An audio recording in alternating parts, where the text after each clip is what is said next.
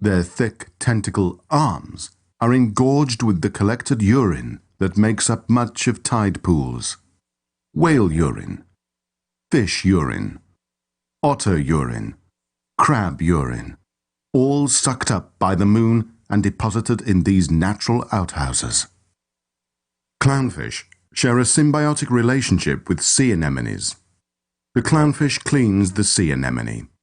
In exchange, the anemone sprays urine on the face of the clownfish. It's one fetishistic delight. Contrary to popular belief, sea urchins are not in fact animals. Indeed, they are not alive at all. They are simply the clumped-together leavings of the ocean's denizens. This is the Onion News Network.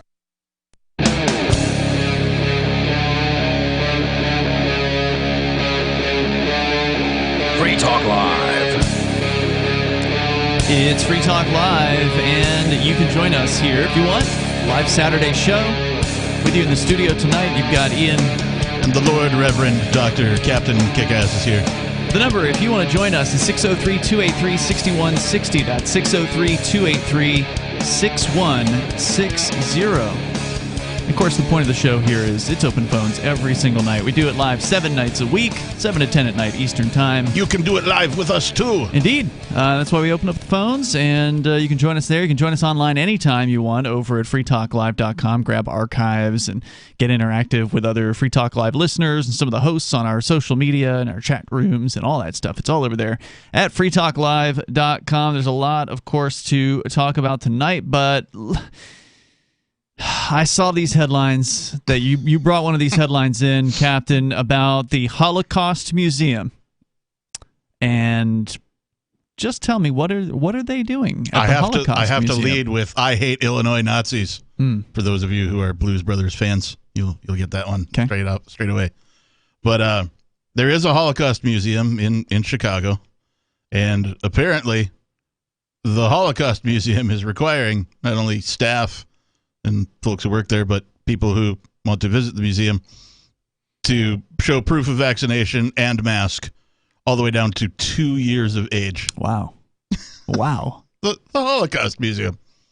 I mean, you would think they would be more likely than the average person to kind of recognize some of the signs of potential slide towards genocide. You know, or at least segregation, persecution. You know, that kind of a thing? Yeah. There are, stages towards genocide, and some people disagree as to whether there's 8 stages or 10 stages. Depending on which website you go to, you'll see a different set of stages. Yeah. But there are people out there in the world that will tell you that what's going on right now, depending on where you are, I mean, different parts of the world are further along this list than others, but every part of the world, for the most part, that has been doing this COVID crackdown stuff, they're taking the steps. I think I've seen 3, maybe 2, I don't remember how many.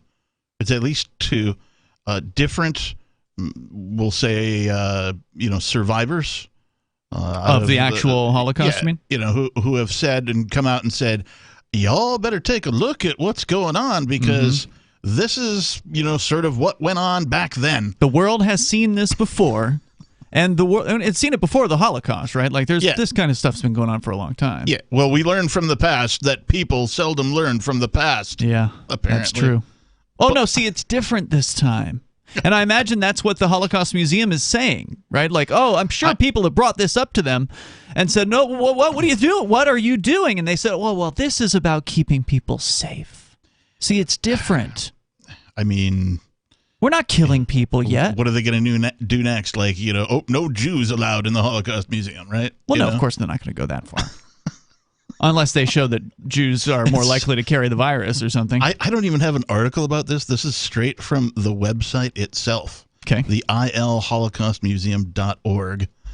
And it says, COVID safety protocols. To ensure Illinois Holocaust Museum is as safe as possible for visitors, volunteers, and staff, the museum will require all guests ages 5+ to show proof of full COVID-19 vaccination to enter the building as of January 5th, 2022. Now, note that said 5+. Right. Just keep that in mind. The very next sentence says masks, parentheses, ages 2+, parentheses, and online tickets continue to be required for all visitors. So which is it? Illinois Holocaust Museum, 2 or 5? It doesn't matter. It's just awful. Either way you slice it. Proof can include a physical vaccine card, photocopy of a card, digital record or app on your phone, a printed record from a vaccine provider. Visitors age 16 plus must also show photo identification that matches the proof of COVID-19 vaccination. And of course, we know by now that, and I guess it bears repeating for people just tuning in, that the vaccination doesn't actually prevent COVID. It doesn't prevent you from getting COVID. No. We know the masks don't prevent you from getting COVID. Certainly not. It says right there on the packaging. Nor do they prevent the spread. Right. So this is all about obedience. And again, it's so disappointing that the people who should know better, but then again, how many people who survived the Holocaust are actually like on the board of directors of this museum? I mean, most of those people are dead by now.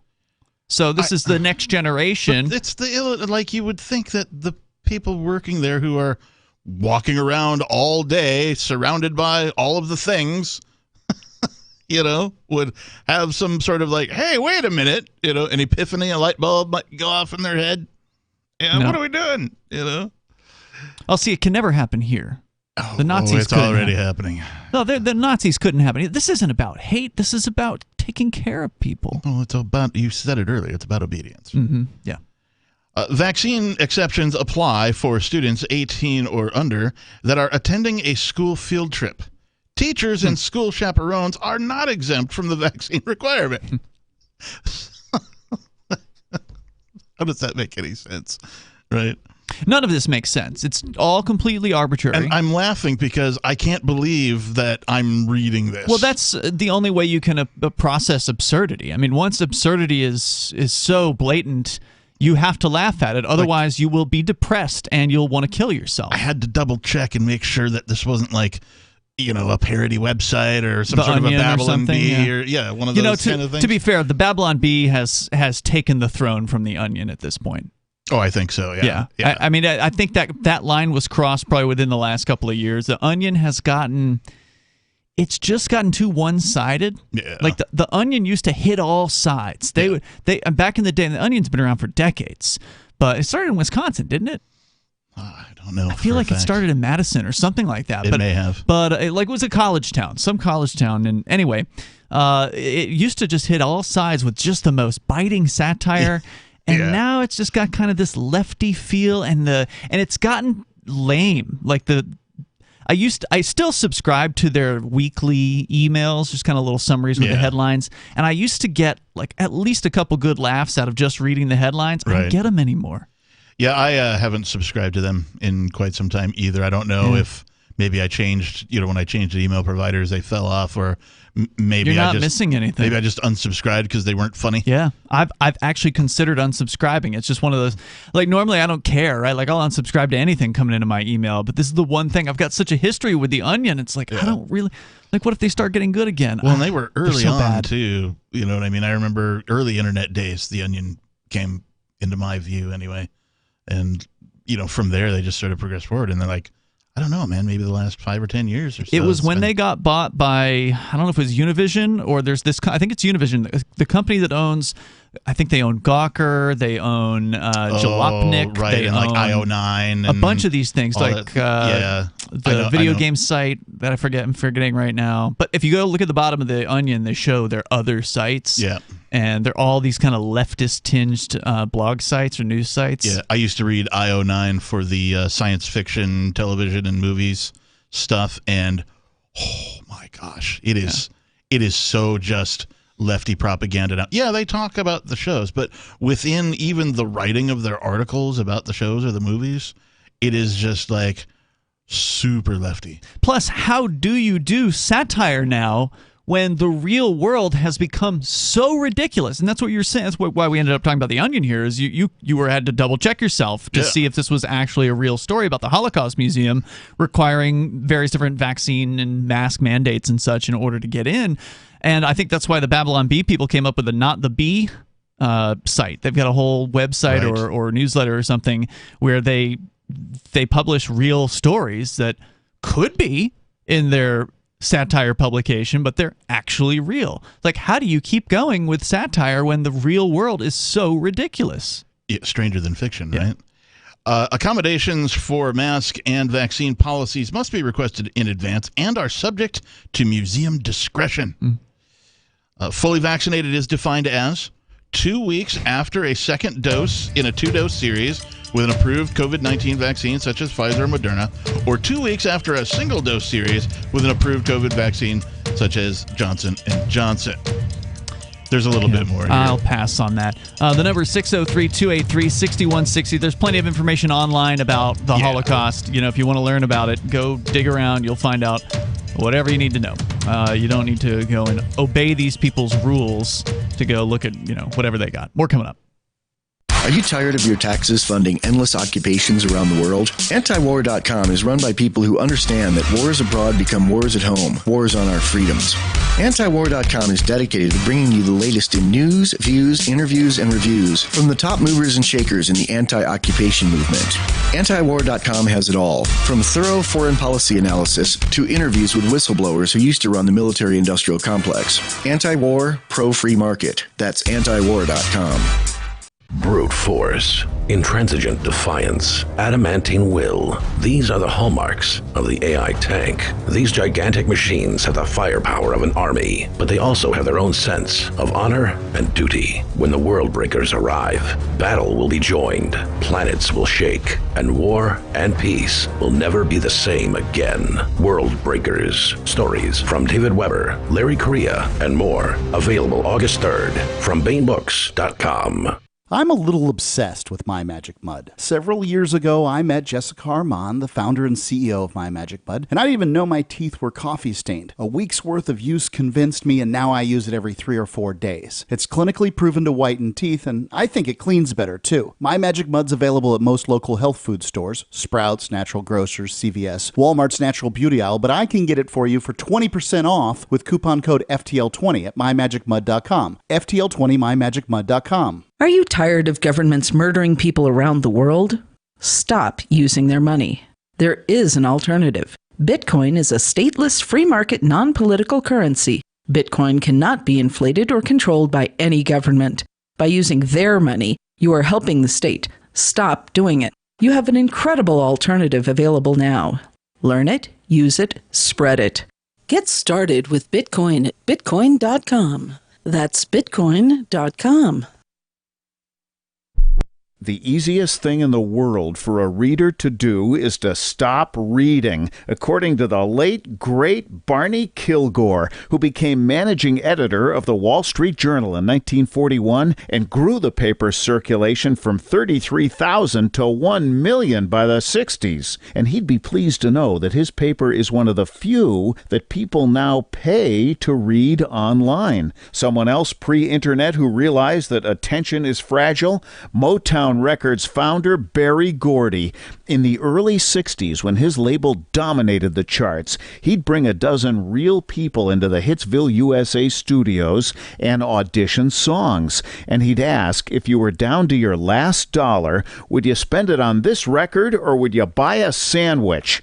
Today, attention span seems like an oxymoron. For tips on cutting through the clutter, hit survivalspeech.com. I'm Holland Cook. There are lots of ways to listen to Free Talk Live. Our podcast has been around since podcasts began, and now the FTL feed is loaded with content besides our full show archives. Did you know that we make it easy for you to customize your podcast subscriptions? We have different feeds, one that includes only our full shows, one with just the Daily Digest, and our main feed that includes everything. You decide what you listen to. It's quick and easy to customize your feeds at feeds.freetalklive.com. That's feeds.freetalklive.com. There are basically 2 types of advertising, direct response and branding. Radio's great for direct response with its low cost to listener ratio, but audio can't be beat for branding, which is a longer-term endeavor. You want to be the first thing that someone thinks of when they think about your product or service. If you have a local business that you want kept top of mind in your community, call the station. If you need national reach, Free Talk Live's got around 200 radio stations, millions of monthly listening sessions, can suit all budgets, and if we don't think we're right for you, we'll tell you.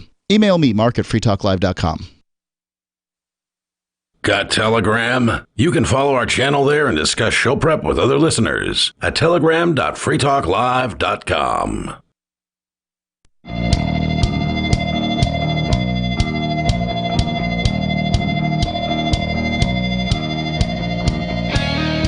It's Free Talk Live. You can join us here if you want. The number is 603-283-6160. That's 603-283-6160, where we're also raising funds for Give Directly. It's the first nonprofit that allows you to give money directly to people living in extreme poverty. They locate recipients who are in need, and right now we're raising funds for people in Bomet and Kilifi counties in Kenya.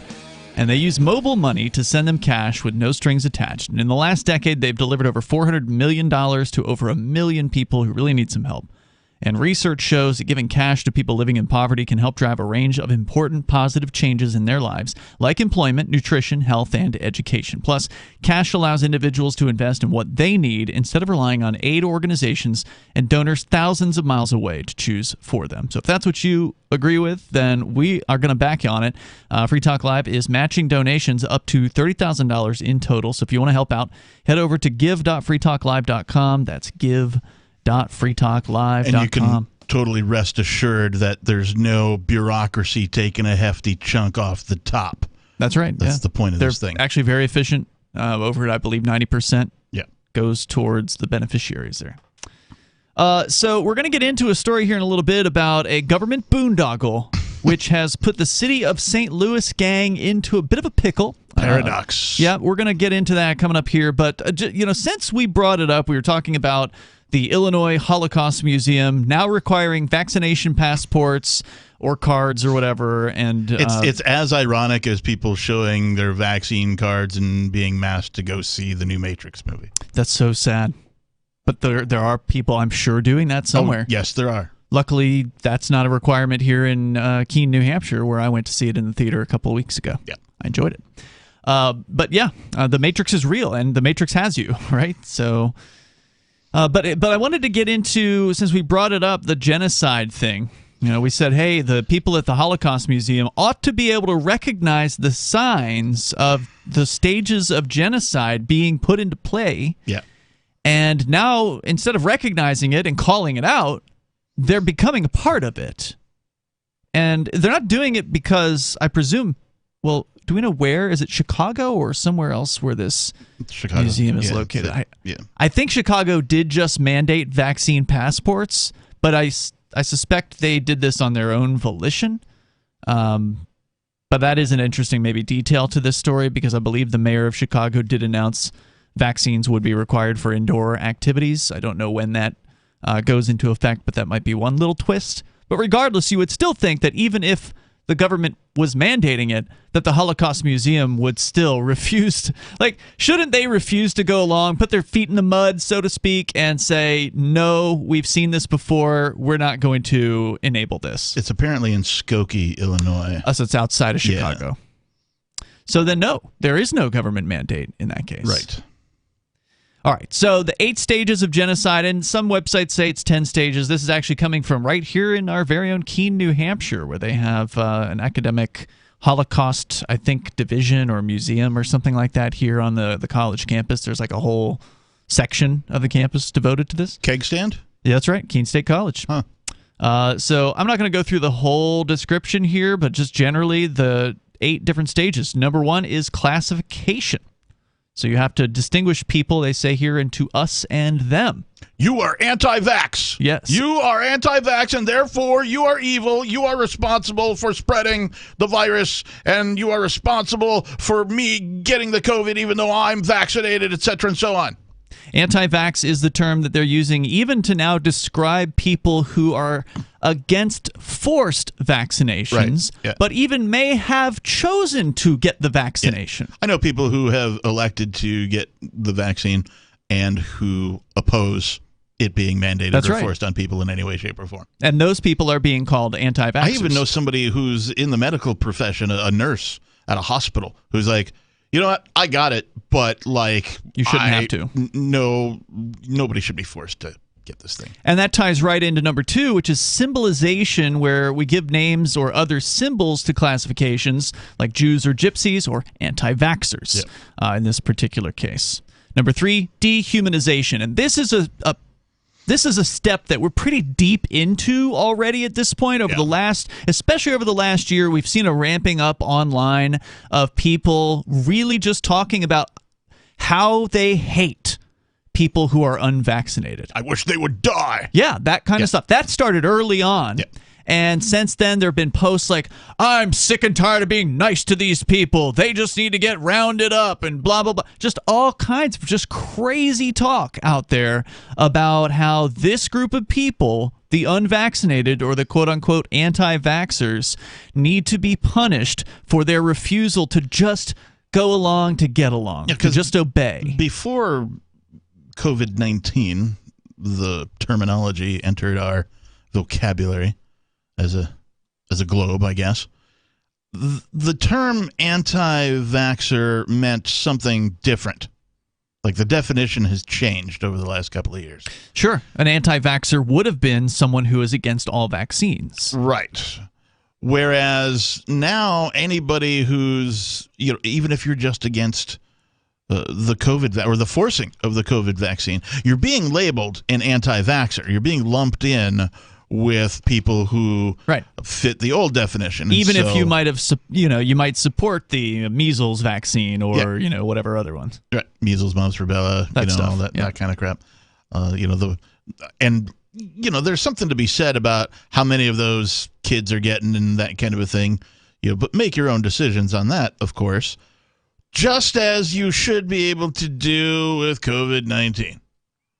Everybody should be able to make their own decision. A pro-choicer is now an anti-vaxxer. Right. Mm-hmm. Yeah. And that's... because you're either with us or against us, Captain. That's something that I don't... there's not really a term for it that I'm aware of. If there is, please give us a call.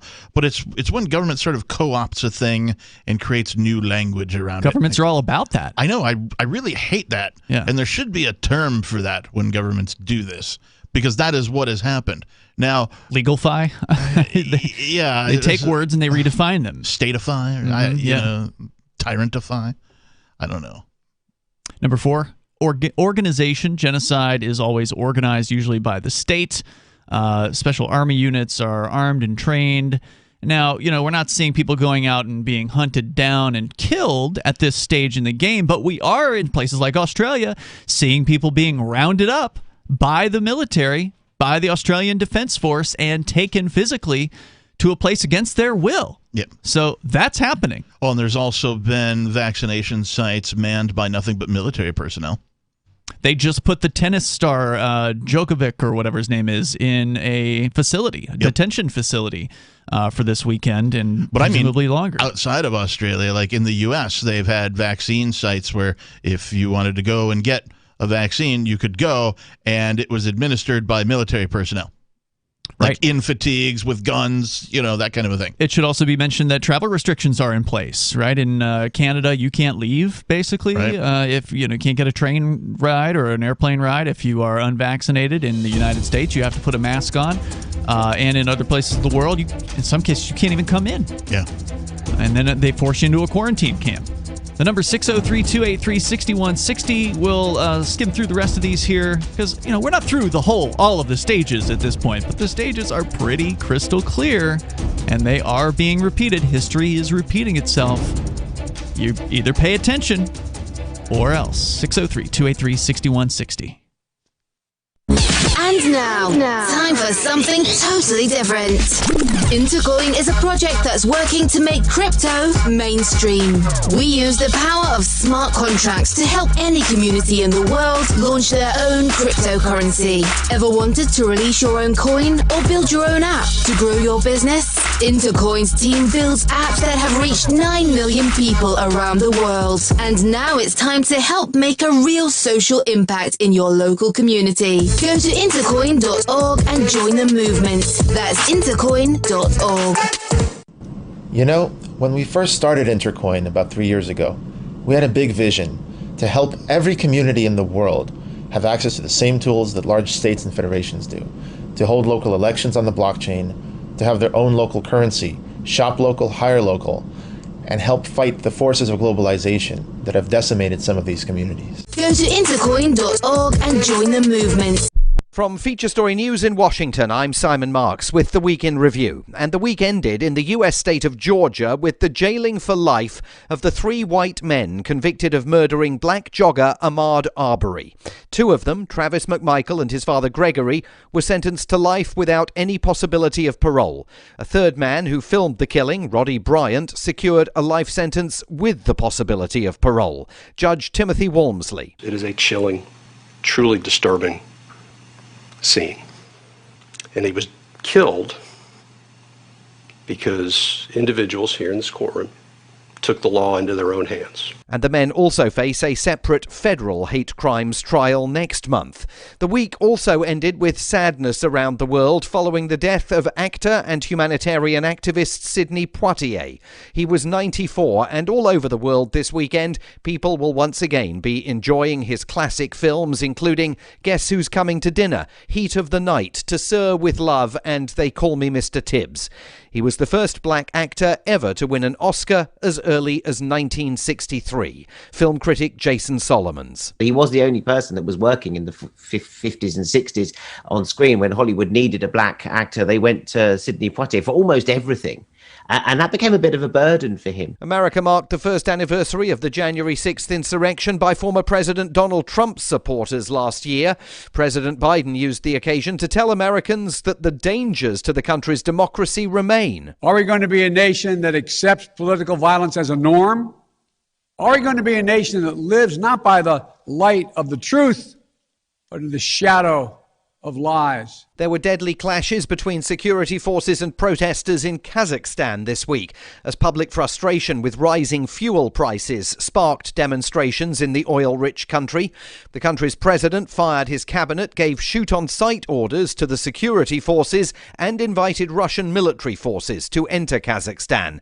FSN's Julia Chapman reported their arrival from our Moscow bureau. This comes after the protesters trying to storm several government buildings, setting fire to the main administrative building in Almaty. But the violence hasn't been restricted to the largest city. There have also been outbreaks in other parts of the country as well. The week started with America reporting more than 1 million COVID-19 infections in a single day. It ended with President Biden insisting the situation should not be considered the new normal. He again urged people to get booster shots. In France this week, President Macron caused uproar and a brief suspension of the French Parliament when he said he plans to take aggressive action towards the country's unvaccinated. He spoke in scatological terms to a French newspaper. The opposition accused him of tarnishing the presidency's reputation. From bureaus worldwide, this is FSN. Our Matrix server is about as free as internet chat can be. Join the existing rooms or create your own at chat.freetalklive.com.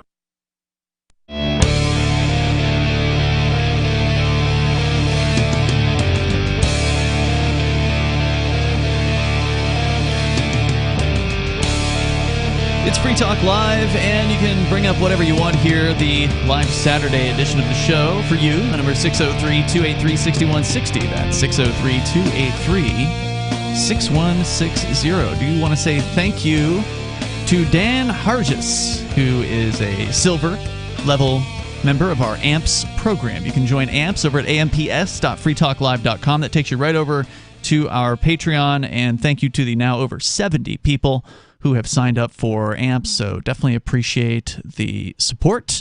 It helps us advertise, market, promote, and support Free Talk Live, and Dan is a silver level, which means he's doing at least $5 a month. So I hate the term build back better, but we certainly are doing that. Well, I appreciate it.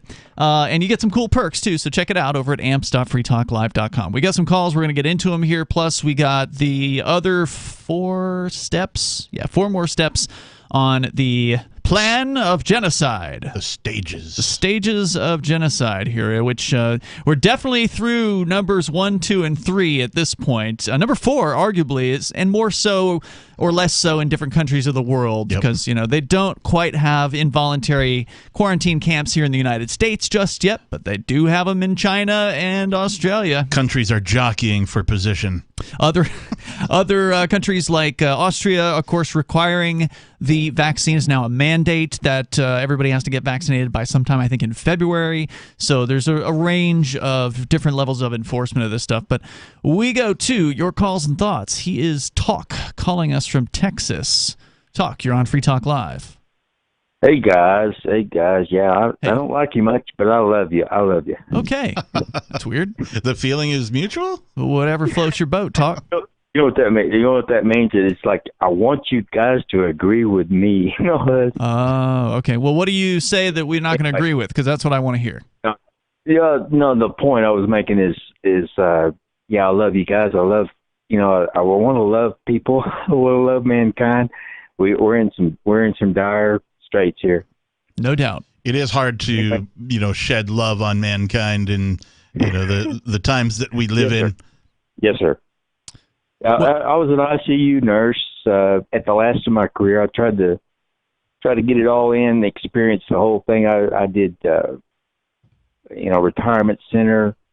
And I did mental health. We had most of it was drug abuse and alcohol problems, and then there was some bipolar schizophrenia. And then I moved on, med surg and telemetry, and wound up in ICU. Okay. Anyway, so yeah, I have a lot of experience. But my thoughts, we survived all of it with protection, PPE and all that. So anyways, but the thing is, I was thinking, this virus or another virus, if there was another virus, and people are talking about that, this is all nightmarish. So what we need, I'm an inventor now. I'm in my fourth career. I'm 63 years old. I'm in my fourth career. I'm an inventor. I have only one patent now. It's a flosser. It's a tooth flosser. I just got it in the process. It's up for sale for $2 million. But my next invention is something for a facial apparatus, and I think we may need it. It's going to replace the mask. It'll work very well, and if it doesn't, then no one will buy it. What is the purpose of this device? It's to filter air and protect your lungs. But by the way, I heard a doctor, he told people use a little povidone iodine in water, and you don't swallow it. You just put it in the back of your throat, which is where this virus tends to, hibernate. And you do this daily if you're, if you want to. I haven't done it myself. I'm perfectly healthy. I haven't taken much precautions. I'm living down here. Well, why? So you're just trying to cash in? I mean, if you personally are not so worried about this, but yet you're creating a new mask replacement out there, which I imagine is a fairly competitive field right now. There's all kinds of people trying to put their creative minds to use on the task of creating the new mask that everybody's going to want. It's not a mask. It's not a mask. It's not a mask. It's a filter? It filters air. Okay. But it's a beautiful invention. So how is that not a mask? If it's a thing that goes over your mouth and nose, how is that not a mask? It doesn't go over your mouth. Okay, so how does it filter the air? Well, if you're breathing properly, you take deep breaths through your nose, through your nares, nostrils. You breathe through your nostrils, you blow air out through your mouth. Right. Now, for athletes, I have an adaptation, an extension on the invention. So your invention, just to clarify, only goes over the nostrils? Yes. I see what you're saying. Oh. Very small. Well, okay. I wish you the best, Talk. I mean, for me, it just doesn't interest me in any way, shape, or form. I'm not interested in masks. Chuck a couple of cigarette butts up your nose. See if that works. I'm not interested in any of this technology. I don't find it interesting or exciting. I find it dystopian. I find it frightening. And well, I mean, there are filters already. It's called, your nose hairs. Sure. Right? Yeah. I mean, Mother Nature has given you naturally occurring filters in the human body to prevent things, foreign objects, and that kind of a thing from. Yeah, there's a system in there. There's a system in there. So and there's a lot of people who would tell you, now they don't get, they can't express themselves on platforms like Twitter or YouTube.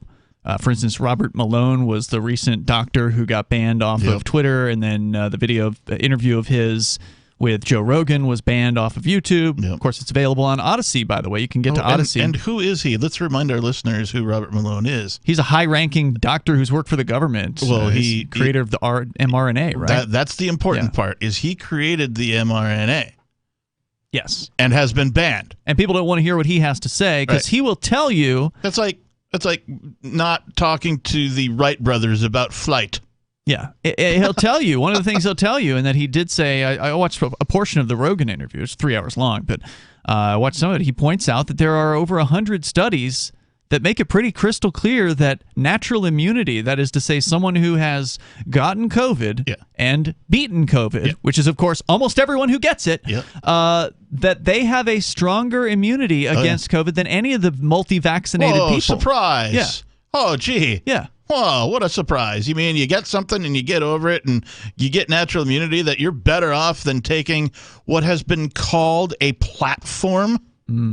This vaccine, really? We covered it early on in the vaccine development when they were talking about the mRNA stuff for Pfizer. We covered it here on Free Talk Live, that the people who were looking at it and toying with it have called it a platform for programming DNA. That's scary.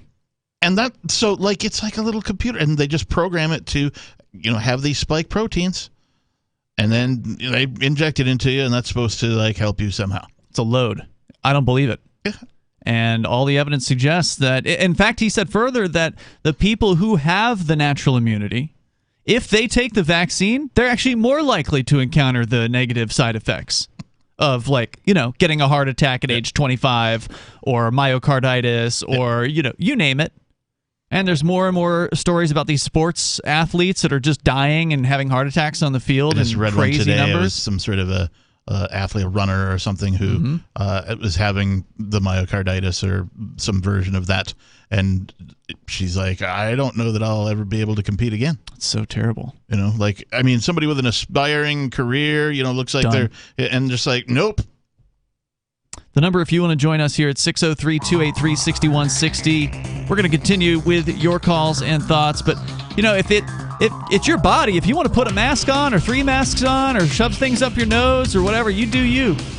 But I find it really disturbing, personally. If the statists have their way, we'll all become bubble people. Yeah, well, they're not going to have their way with me. Me neither. The number 603-283-6160. You can join us. This is Free Talk Live.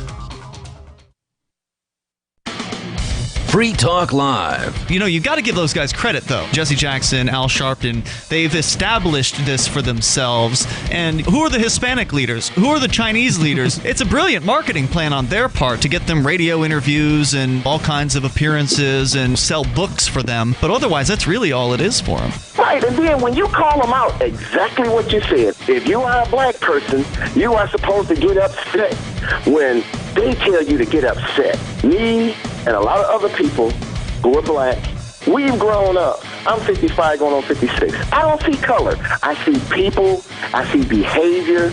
I see morals. I see values. I don't see the color of a person's skin. That does not dictate how I should interact with that person. Their behavior, their morals and values dictate how I interact with them. Free Talk Live, 7 nights a week from 7 to 10 Eastern, live on the Liberty Radio Network at LRN.FM. Looking for a great real estate investment? Consider New Hampshire, which is ground zero for the Liberty Movement. Your first call should be to Mark Worden from Porcupine Real Estate. He's more than just a real estate agent. He's your New Hampshire concierge. Where are the best places to live? Do you want farm, city, the burbs, or forest? Do you want a duplex or multifamily building so that renters pay your mortgage? There are homes in all price ranges in New Hampshire, and Mark can help with financing too. Invest in liberty and property. Mark Worden can help. PorcupineRealEstate.com. What if you want to hear the latest episode of Free Talk Live, but all you have is your phone, you forgot to download our archive, and you have no data connection? you can call our Listen line at 641-793-0191. That's a long-distance number, so you may incur charges. If not, listen as long as you want. 641-793-0191. The Free Talk Live Listen line, 641-793-0191. Hey, you are going to love the movie Victimless Crime Spree. It's hilarious, heartwarming, and carries a ton of inspiring freedom messages. Feeling down about the lack of liberty in your life? You need to put on this film with some friends and have a good laugh. It's a true story about me and my friends in New Hampshire living free, singing, dancing, and getting arrested. Of course, it's all on video, and the bad guys, the cops, judges, bailiffs, and sheriffs, they all play their part like it's out of a movie or something. You would think we scripted the whole thing, but it's real life. Go ahead and have a watch, and if it's been a while, have another look. I guarantee you'll notice things now that you didn't notice before. And the best part is that you're going to walk away feeling a renewed sense of your own power. You are the master of your destiny, and you will be free in your lifetime. Victimless Crime Spree. Tired of cancel culture? Sick of mega tech corporations holding an axe over your head? Join the LRN.FM Matrix chat server. It's self-hosted, so no one else can tell us what to do or say. Don't like the existing channels? You can make your own. You can even connect into some of our channels from other Matrix servers. It's federated. For the full LRN.FM Matrix experience, though, you should join our server via the step-by-step instructions at chat.lrn.fm. Chat.lrn.fm. So you've signed the Shire Society Declaration and are planning your move to New Hampshire to be around more liberty-oriented people. Next, sign up for the Shire Society Forum at forum.shiresociety.com. There are a bunch of people there who are already in the Shire, and they want to meet you. If you're already in the Shire physically, you should also come by the forums. Remember, not everyone uses Facebook. New people are signing up for the Shire Society Forum every month, so drop in and say hello at forum.shiresociety.com. You can stick it to the man and big tech. Join our FTL social mastodon at social.freetalklive.com.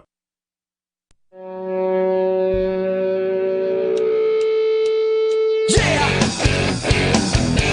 it's Free Talk Live. Phones open if you want to join us on this live Saturday edition. The number is 603-283-6160. That's 603-283-6160.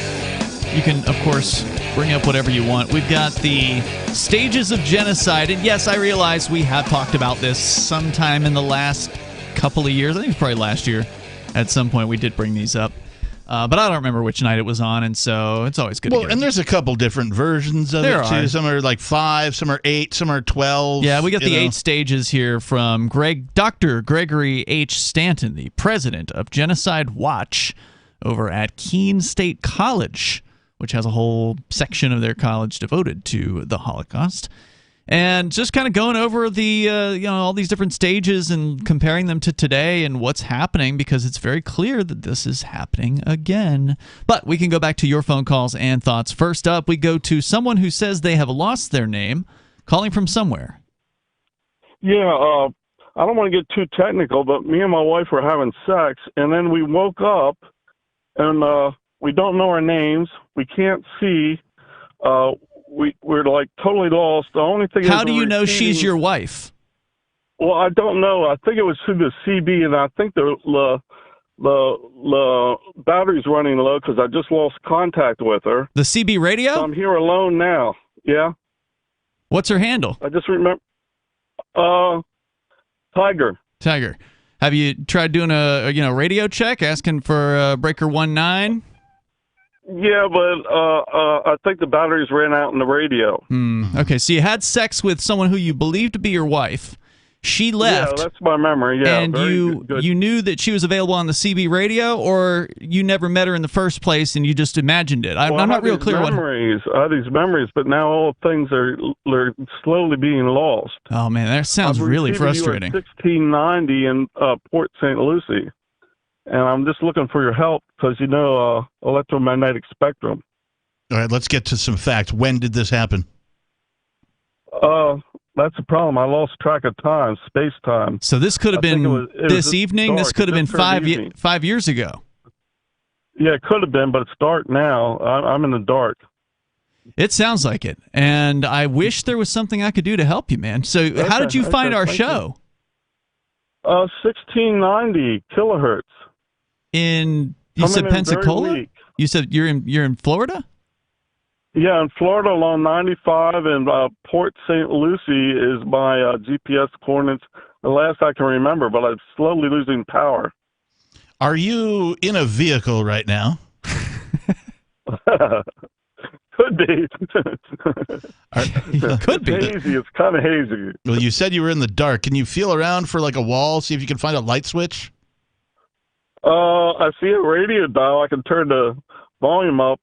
No, you don't want to do that. Yeah, That'll cause feedback, and it'll get really confusing. Yeah, I can. All right, I can see some lights here. Yeah. So you were listening to the radio. You at some point came to the belief that you'd had sex with a woman who was your wife, and yeah, but I'm not sure what the truth is anymore. Right. Now, words are cheap. Where are you from? From Dover, Pennsylvania. Dover, Pennsylvania. Do you remember anything about your life or your history, like how you got to Port St. Lucie, Florida? They told me my name was Glenn. Is what they told me my name was. Who told you? Too young to remember. My parents told me that. Okay. I guess they're my parents.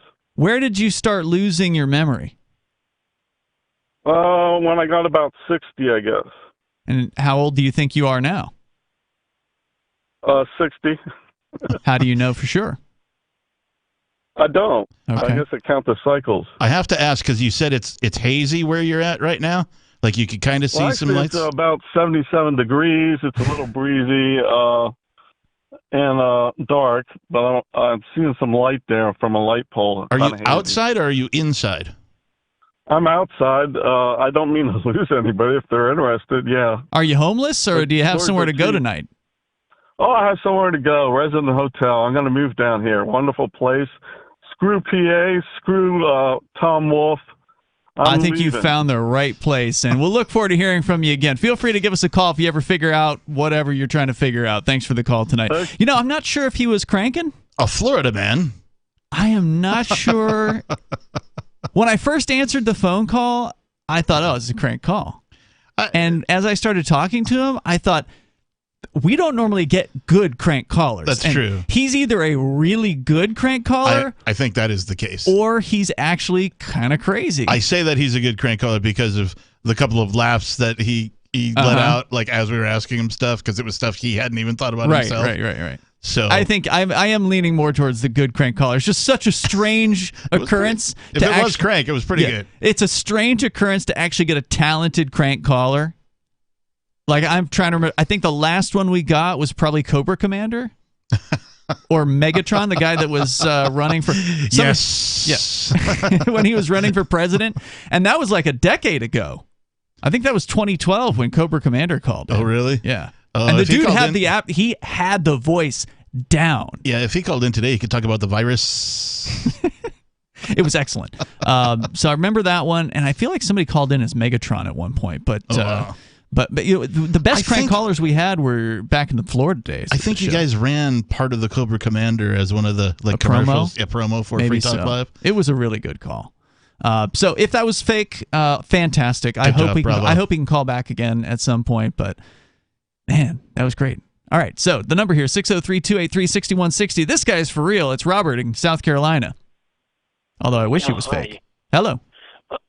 I'm just, I'm listening to all of these things, and I'm thinking to myself, this pandemic, I think, is coming to an end now because, when it starts to, the disease starts to generalize and get weaker and weaker, and then everybody has it, and it's really, and it just weakens out, like people getting over a cold, and that's what's going to happen, I think, in the very near future if it's not happening already. And then the next thing I was thinking of is politically, we're going to start swinging back toward the right because it's only a tiny fraction that's really pushing things the way they are right now, and I think there's a lot of manipulation going on, even for them to do it to the degree that they're able to do it up to this particular point in time.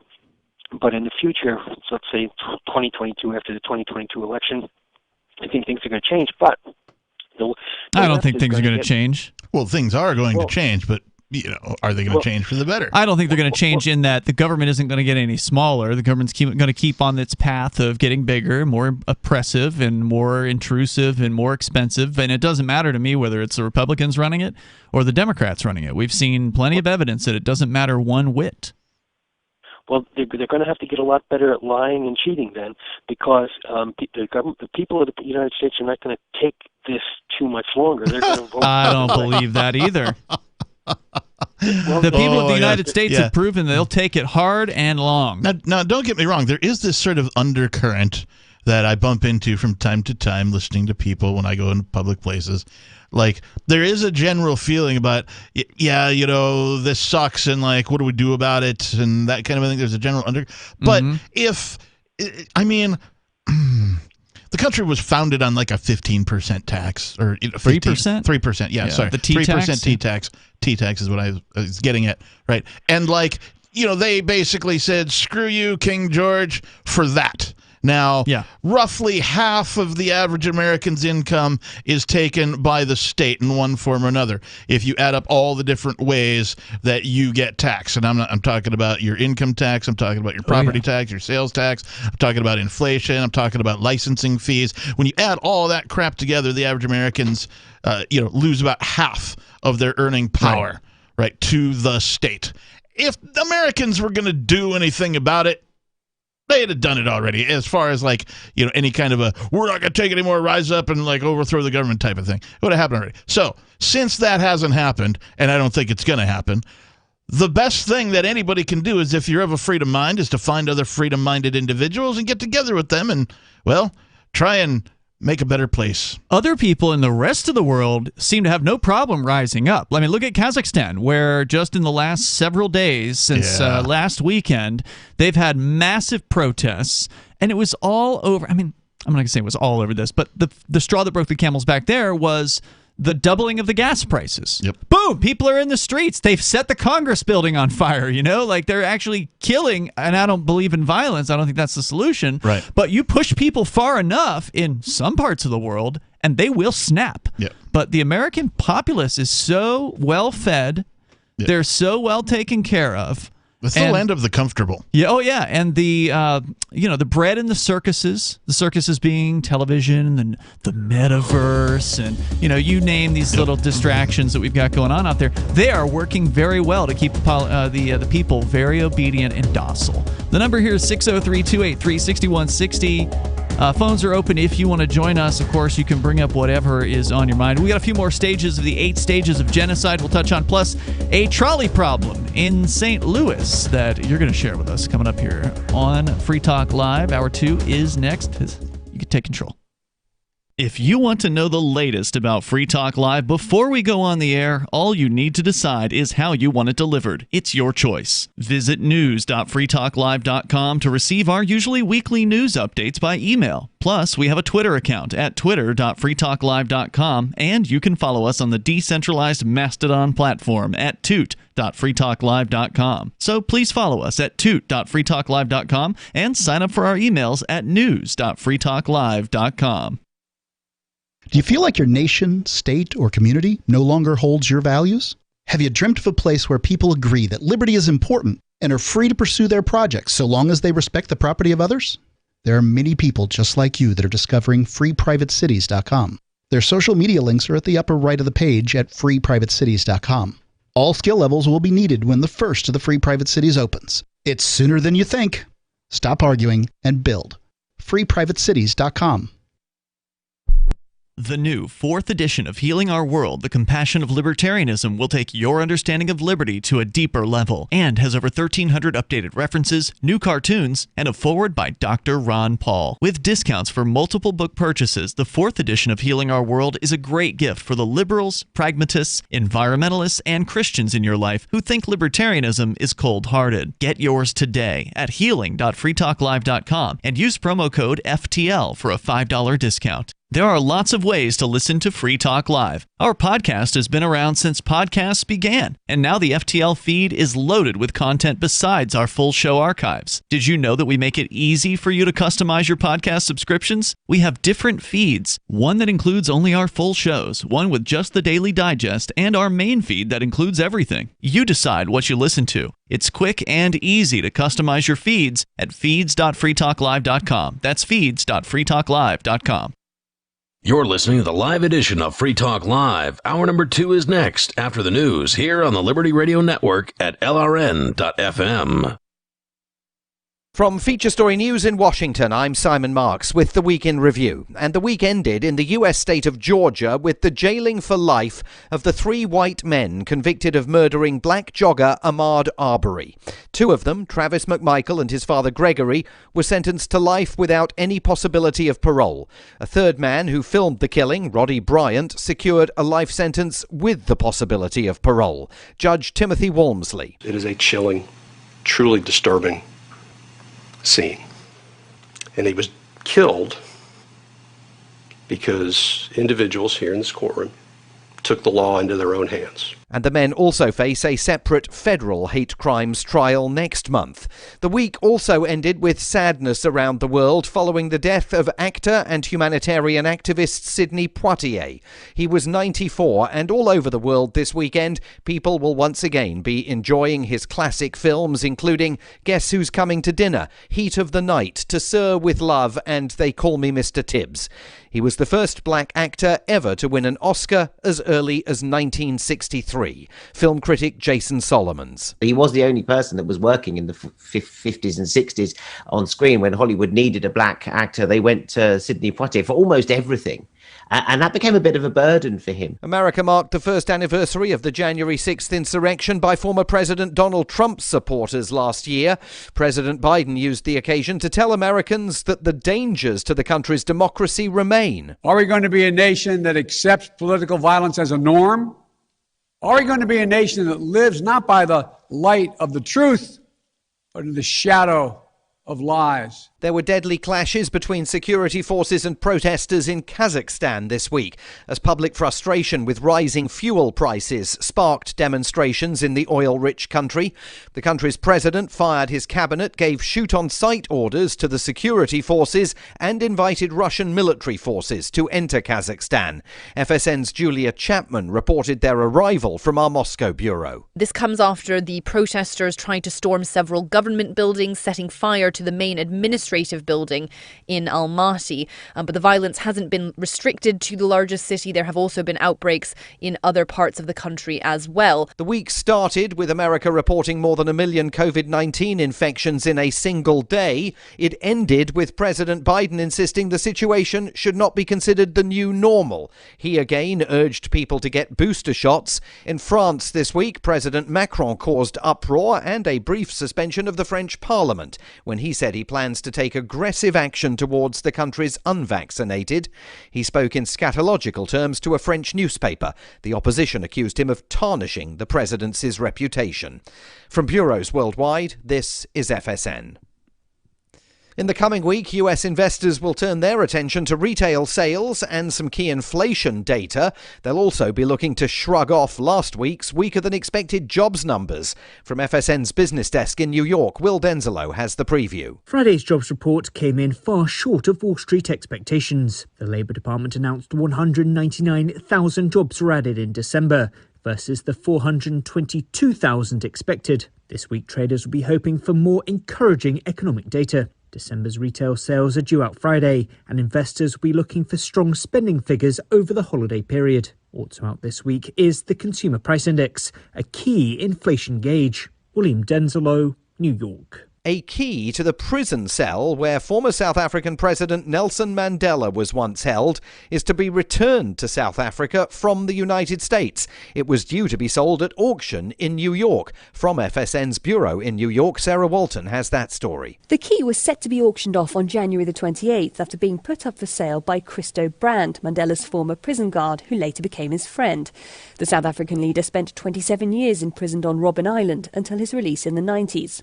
Profits from the sale were due to be used to fund a memorial garden and a museum at the site where Nelson Mandela is now buried. But South Africa's Culture Minister, Nathi Mthethwa, objected to the auction in the US, saying the key symbolises South Africa's painful history, while also representing triumph of the human spirit over evil. He's now confirmed the item will be returned to Mandela's home country. Sarah Walton, New York. Stories we'll cover in the week ahead. President Biden will urge passage of voting rights legislation when he visits Atlanta. Talks between the US and Russia begin over Ukraine. And the Omicron wave of COVID-19 is expected to hit its peak in New York. Those stories here and on Twitter at Feature Story. And that is the Week in Review from Feature Story News. Simon Marks reporting. Coming up a little later, the 10 best careers for someone at your level of attractiveness. Oh, but right now we have something truly incredible for you. Kenneth Quinn is a real-life psychic medium who claims that he can communicate with dead acquaintances. He's written a new book. It's called Small Talk from Beyond, Speaking with Distant Relatives and Friends of Friends Who Have Passed. Hi, Good Kenneth. to see you. Now, Thank Kenneth, you. you've written that you're able to connect people with the spirits of their old college professors or roommates that they didn't really know that well. When did you realize that you had this gift? Well, it was the day after my cousin's friend's wife's funeral. I was at home and I suddenly felt a presence in the room with me. And I heard a voice say, "It's Vicky. Vicky Solchek, Dale's wife." Wow. We made a Tim's birthday thing a while back, and we talked about how hard it is having a cat. Fascinating. This has been so amazing. This has been fabulous. Thank you, Kenneth Quinn, for being our guest. Stay with us because coming up next, we're going to show you how to lose some of that excessive weight by constantly picking at your skin. This is the Onion News Network.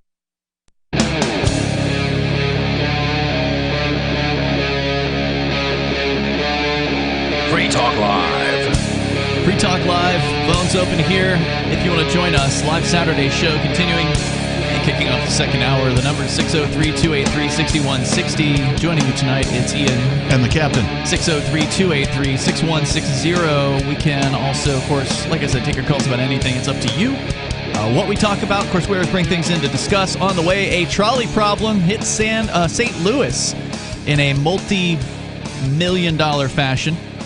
$30 million. We say I say frequently, or have said on this show many times, that the state shouldn't exist because the taxpayer always loses. Mm-hmm, that's true. And in this particular scenario, and we'll get into it later, I'm sure, but boy, the taxpayer is really—they're going to get screwed. They're just in a pickle. We'll get into it here in a bit, but we're going to go to your phone calls first. We got Jeff, plus we got to finish up the 8 stages of genocide. We're doing a quick overview on that here tonight, just because it applies. Some of these things are really happening. But Jeff in Durango, Colorado, listening to KENN. Go ahead. Yes, this fits in. I'm an immunologist, and this fits in with your 8 stages. Mm-hmm. And I've worked for the government for these many decades and Department of Defense. And when Dr. Malone came out and he mentioned his technique for his supposed vaccine, I noticed that this was not Louis Pasteur classic effective vaccine technique, which is the way you do a vaccine, period, end of story. I mean, but it was recombinant DNA.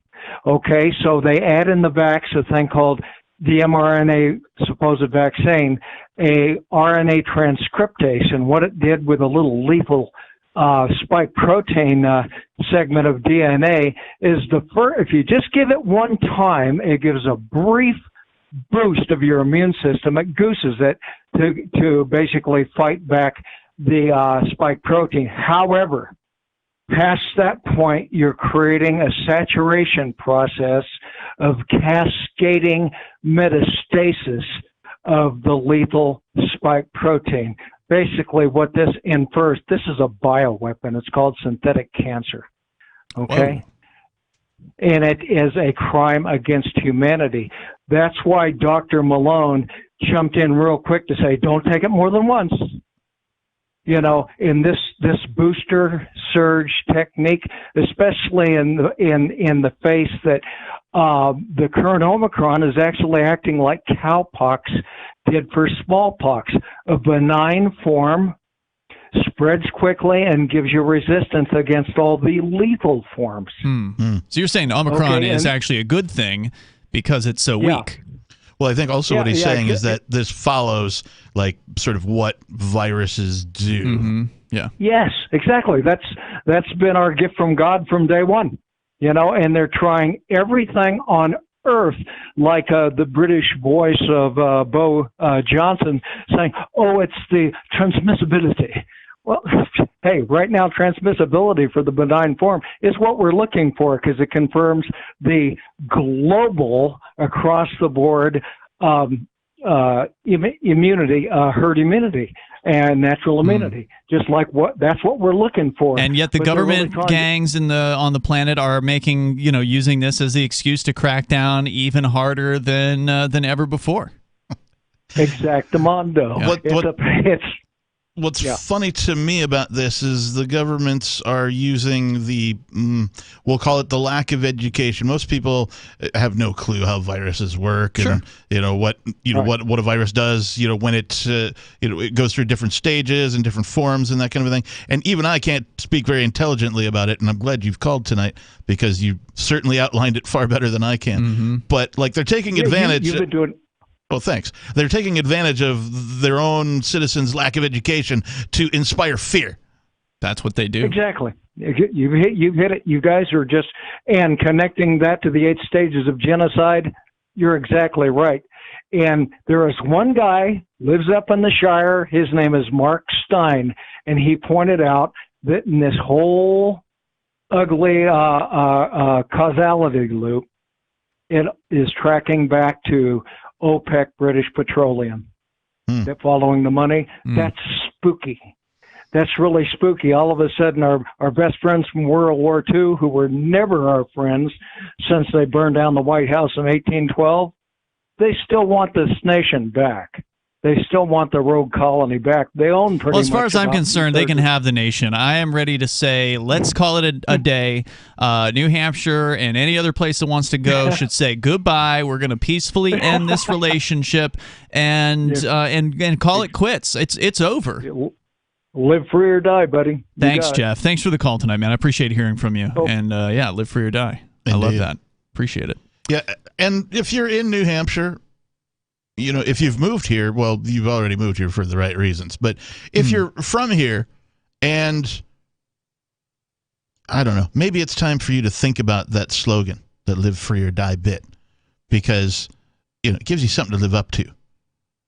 Yeah, absolutely. And we are, by the way, coming up on less than 2 weeks now until a very important hearing. Now, normally we don't promote, local politics or whatever on Free Talk Live, but this one is so historic. Yeah, it's like the first of its kind, right? Well, Aria did bring up that maybe there was something like this in like one of the southern states in the 1800s or something, where the people could get together and be heard on the issue of independence. But certainly since then, there has been no such event where the average person could go and speak on the record to their so-called representatives about the question of whether or not they should be allowed to vote on leaving the United States. Because that is the question that is on the table. That is what the state representatives here in New Hampshire will be voting on at some point within the next few months. This is going to go up before the entire state house, and it is going to get a vote, and I hope it gets a roll call vote, as they call it, which is where somebody has to move specifically. There have to be at least, I think, 10 state reps that say, we demand a roll call vote. That way it's not just an aye and a nay, right? Like they actually have to call them out one by one. All right, what is your vote on this? And that way everybody goes on the record. We know for sure who voted which way. Okay, yeah. So that's it. If it fails, that's definitely something we want to know. Right. Who are the people who are against this this constitutional amendment? But isn't this to secede from the United States? And I guess maybe just in modern times, right? Or since I've been alive, there have been a few, we'll call them secessionist movements, right? California had one, state of Jefferson, Texas, and then the whole exit thing, right? That's where Brexit and Texit, right? Yeah. And all that kind of thing. But isn't this like legislatively the furthest along anybody's gotten? Yes. Okay. Yeah, there was a proposal in Texas early in 2021. I just want to give our listeners an idea for why we're talking about New Hampshire on a nationally broadcast show. Well, we do talk about New Hampshire often enough, we do. But this one is really important. This is like hugely historic as far as I'm concerned, because we want to pack this room. We want to pack this room with people who want to say goodbye to the United States and convince these state legislators not to support secession, but to simply support allowing the people to vote about it. Right. And that's a much easier bar to cross. So it's going to be interesting to see how all this plays out. That hearing is coming up on January 20th. It's a Thursday. It's at 3:30 in the afternoon. Full details are over at nhexit.us. If you're in New Hampshire, or even if you're in the region, and you want to see New Hampshire go, like if you're a hard leftist and you want New Hampshire to leave the United States, come on up and let them know. But anyway, head over to nhexit.us to learn more about that. As we go to Sarah, she's calling from New Mexico. Sarah. Oh, yes. Yes. You do have very interesting call. I mean, that guy was pretty interesting before. Mm-hmm. But I just want to say that I have been working on a women-only homeless shelter here in Albuquerque. Now, when you say you've been working, you mean you've been calling talk radio stations and talking about it? Well, I used to speak up at the city council meetings a long time ago, and I used to, when they had a local radio TV station, and they got rid of that. But I used to speak up about the women-only shelters. Tell me about the existing homeless shelter. Is it co-ed? Are they actually putting men right next to women in bunk beds? Or do they have it segregated? Well, it's segregated, but the thing is, the corridor, they walk the women down. I want to hear more about it. Hang on. I want to hear more, because you've been into, I believe you told us on a previous call that you lived for some time in one of these homeless shelters. And so we'll find out what it was like for Sarah. And, of course, your calls are welcome. 603-283-6160. It's Free Talk Live. My name is Jacob Hornberger. I'm president of the Future of Freedom Foundation, which Congressman Ron Paul awarded for having an outstanding freedom website. Write us at fff@fff.org,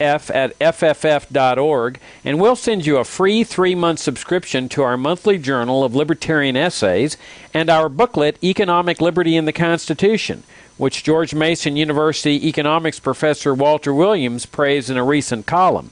That's fff@fff.org. When Monster Hunter International discovers one of Isaac Newton's wardstones being auctioned off, they decide to steal it and use it to destroy the Chaos God once and for all. But a mysterious thief upends their plan, and it soon becomes a race against time as something much older and infinitely more evil awakens in the jungles of South America. Monster Hunter Bloodlines by New York Times bestselling author Larry Correia and Baen Books. Visit monsterhunternation.com for more. I'm crazy about My Magic Mud. This is the most important oral care product created this millennium, and I'm not kidding. We all have different opinions on politics and issues, but we all have mouths. And I want yours to be as clean as possible, with teeth as bright as they were meant to be. I will never be without My Magic Mud. It's a little surprising, but man, does it work. If you only listen to one thing I say ever, go to mymagicmud.com and get 20% off with code FTL. mymagicmud.com, code FTL.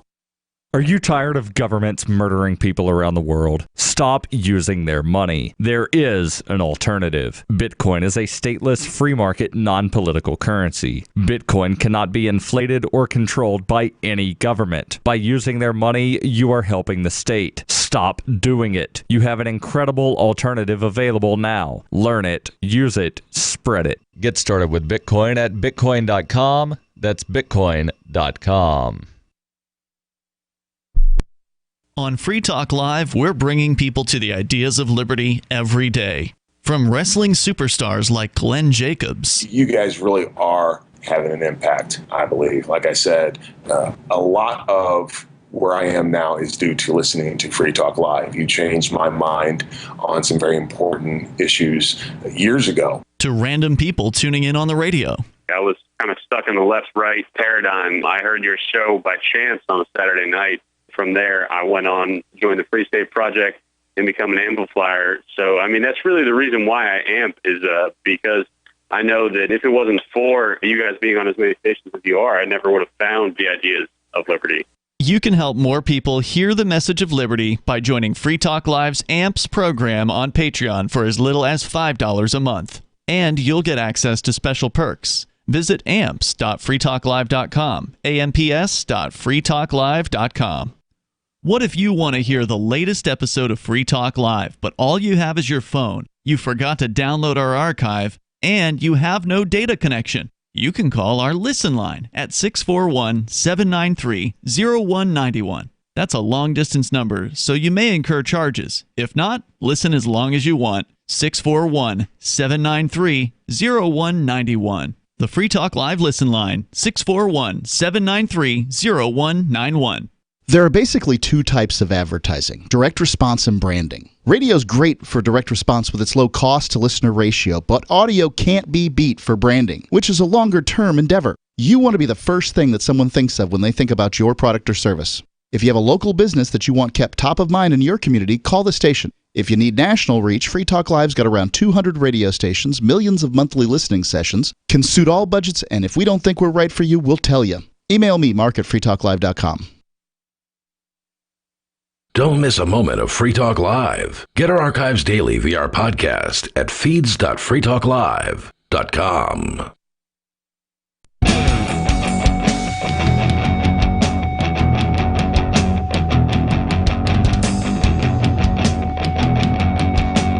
It's Free Talk Live. Phones open if you want to join us live Saturday show. Number 603-283-6160. In the studio tonight, it's Ian.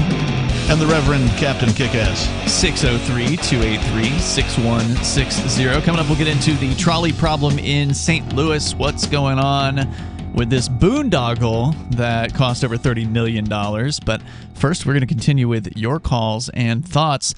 Also, I do want to let you know about Intercoin, because we've been telling you about how Intercoin can help any business or organization launch their own currency or raise money using their own token. And now Intercoin has launched its own investor token worldwide, and you can purchase it on a centralized exchange known as Xmarkets, exmarkets.com. And just sign up with an email address. You don't need to show any ID, so you can keep your privacy intact. Deposit dozens of different cryptos, including Bitcoin, trade them for Tether, and you can buy ITR with the Tether there on the exmarkets.com, exmarkets.com. If you want to learn more about the Intercoin vision, that is over at intercoin.org. And you just might be advancing the cause of liberty around the world. We go back to Sarah. She's in New Mexico. And Sarah, you said you're working on a women's-only homeless shelter, and I was just asking you about your experience as a lady in a homeless shelter. You spent some time. How long did you live in a homeless shelter? Well, actually, I was living in homeless shelter all across the country. I mean, Boston. I stayed in every shelter, including the one here, the jail, the jail like shelter. A homeless tour or something? Well, I mean, this is. I mean, when I travel, that's where I wound it up. So I was in a homeless shelter all over the place to know. Too poor to afford a good hostel. No, I don't have that kind of money. But the thing is to know that other states, they have women-only homeless shelters. Mm-hmm. They know that there's a lot of problem that arises when they put the women and men really close to one another. So the ones here, they do have a separate dorm. The men sleep separate, the women sleep separate. But the thing is, the corridor, the jail hall where they actually have to escort women at like 5 at a time with another escort. I mean, with another woman staff. But one day, some guy was trying to talk to me at the water fountain, yapping to me that he wants a massage or something. I almost threw a cup of water, and I was ready to just give him a shower. He was a thirsty dude. He was pestering me. Yeah, but this is what you. He might have enjoyed that. Homeless man. Hey, Sarah, you know the best thing about dating a homeless woman is you could just drop her off wherever when you're done. Well, how about that? That's another thing about the culture here in Albuquerque. They exploit homeless women. They take them in for a couple of days. I mean, you don't do this in New Hampshire, but it's a culture here. What does that mean? They take them in what? How do you exploit a homeless person? They take them into the house. Yeah, it's a culture here that you're entitled to take homeless women and use them for sex and throw them out after a couple of days. You're entitled? Give them Whoa. Yeah, well, that's the mentality out here. Hold on a second. Let me see if I'm following what you're saying. You're saying when you say they take them into a house, you're talking about just an average person on the street just opens up a door to a car, and then the homeless woman gets in on their own volition, and they take them home. Here's the thing. There's another reason I want. Normally, that's called prostitution. Away. Well, I mean, no, it is not prostitution because they don't get paid. Money for they don't get. They just give them food, shower, and some shelter for. There's a term for this. There's a word for this. It's called hobosexual. Homosexual services. You're killing it. The thing is that when you allow men to loiter around, the homeless women are. They're just ducks for exploitation. But wait, let me see if I'm following what you're. I'm still really confused here, okay. Sarah.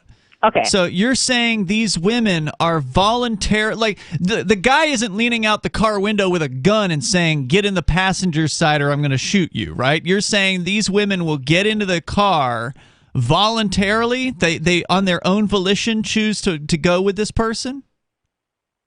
But I'll ask him, do you do that in the East Coast, New England? I would never do that, period. I'm not interested in picking up women on the street like that, personally.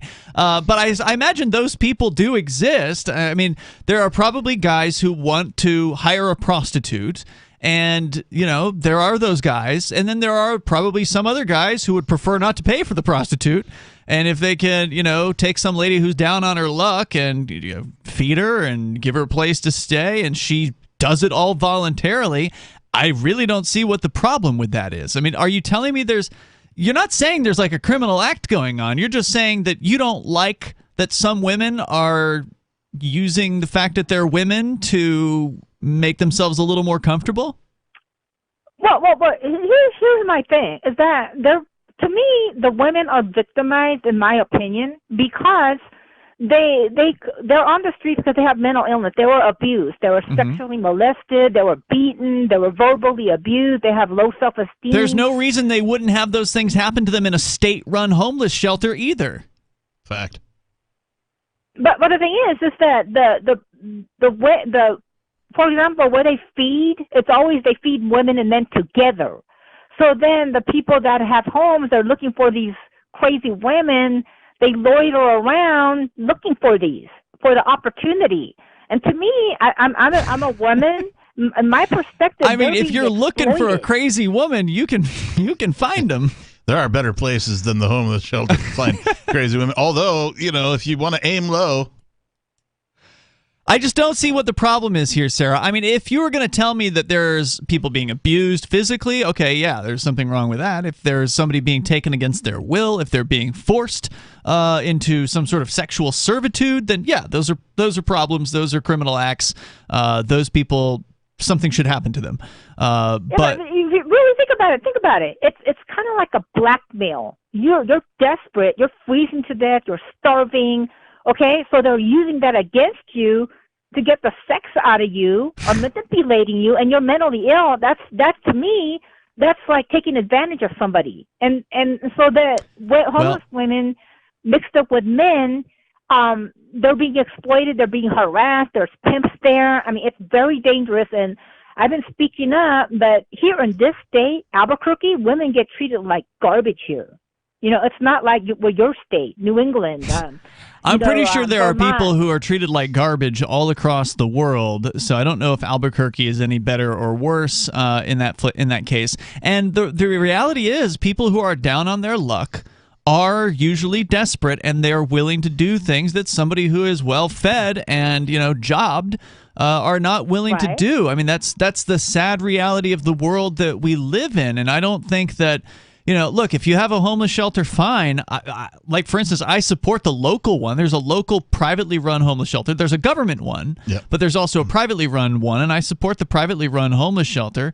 It is open here in Keene the 100 coldest nights of the year, and I give to them on a monthly basis. And the Shire Free Church has actually sponsored some of their larger events that they've had in the past as well, because they do good work, and they help people out. They help them get a job, and they help them. They don't just give them a place to stay. They give them a help up, right, like an arm up, to give them a place where they can fill out a resume and give them tips on how to, I don't know, go and get a job and get a life, and, move on and become productive and get out of the position in which they would be desperate. Yeah, become independent, which is what we're all about here on Free Talk Live. Right, and giving people a homeless shelter run by the state is not the best solution, in my opinion, but I wish you the best. Thanks for the call, Sarah. The number is 603-283-6160. That's 603-283-6160. You can join us, share your thoughts here on Free Talk Live.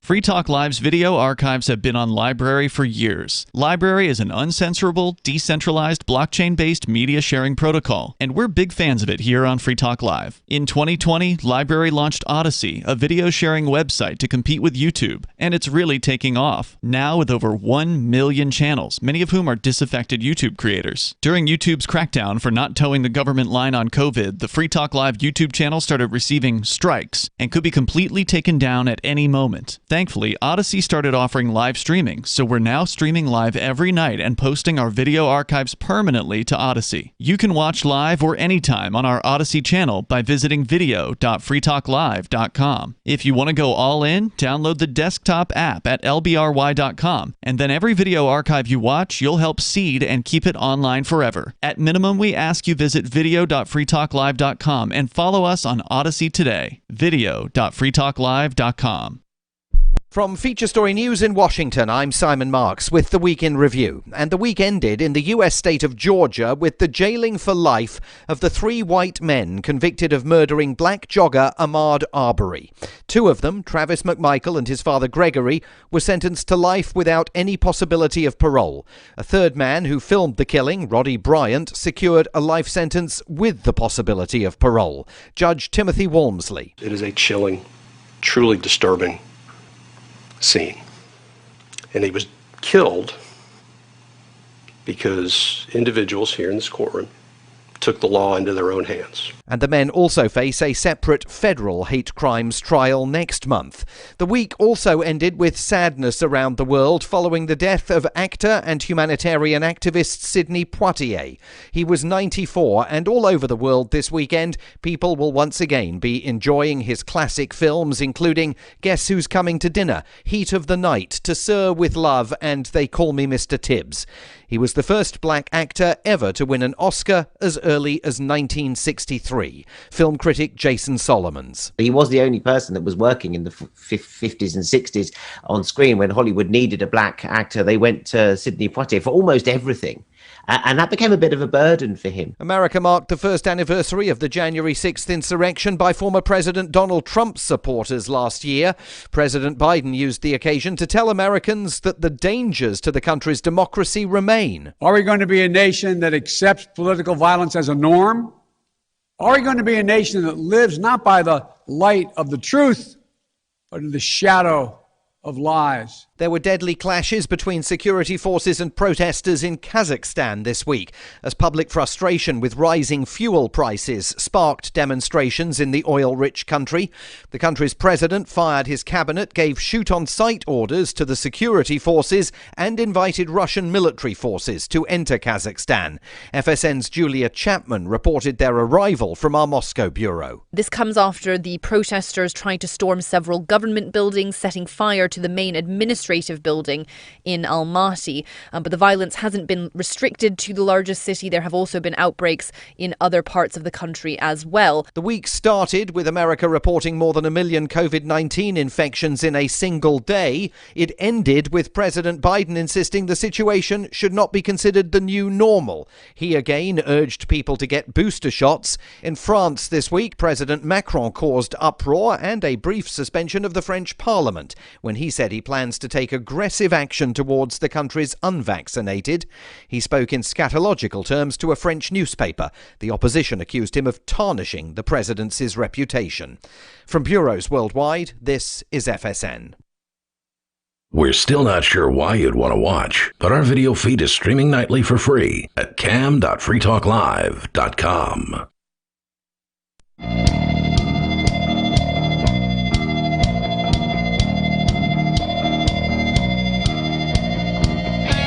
Free Talk Live phones are open on this live Saturday episode. We do this thing 7 nights a week, by the way. And we do it live. Yes, we do. But if you can't always listen live, that's okay. We've got a podcast, and you can go and subscribe to the show. And if you don't know what a podcast is, that's fine. You can just click and download every episode that you want to from the front page over at freetalklive.com. But if you know how to download podcasts, and we do have those feeds for you over at feeds.freetalklive.com, just go straight to that page, feeds.freetalklive.com, and you'll find the RSS feed that you need to plug into your podcast client, and then you'll automatically receive every new episode of Free Talk Live. It is that simple, and it's free over at feeds.freetalklive.com. Use technology to your advantage. Yes, indeed. And we're going to continue. And on the way, we still have to get to this trolley problem story out of St. Louis. So that is still to come. But first, we've got Major Payne. He's on the line in Michigan. Major Payne, you're on Free Talk Live. No, you can't have a lolly on the trolley in St. Louis. Heavens to Betsy. Apparently you can, but no one is. We'll get into why. Anyway, I got to touch real quick on Sarah's heartache, and then I also want to go to the Constitutional Convention before the end of it, if you boys will bear with me. Okay. Let's see. As far as Sarah, towards the end of the Obama administration, he abolished all the nut houses and put the loonies on the streets.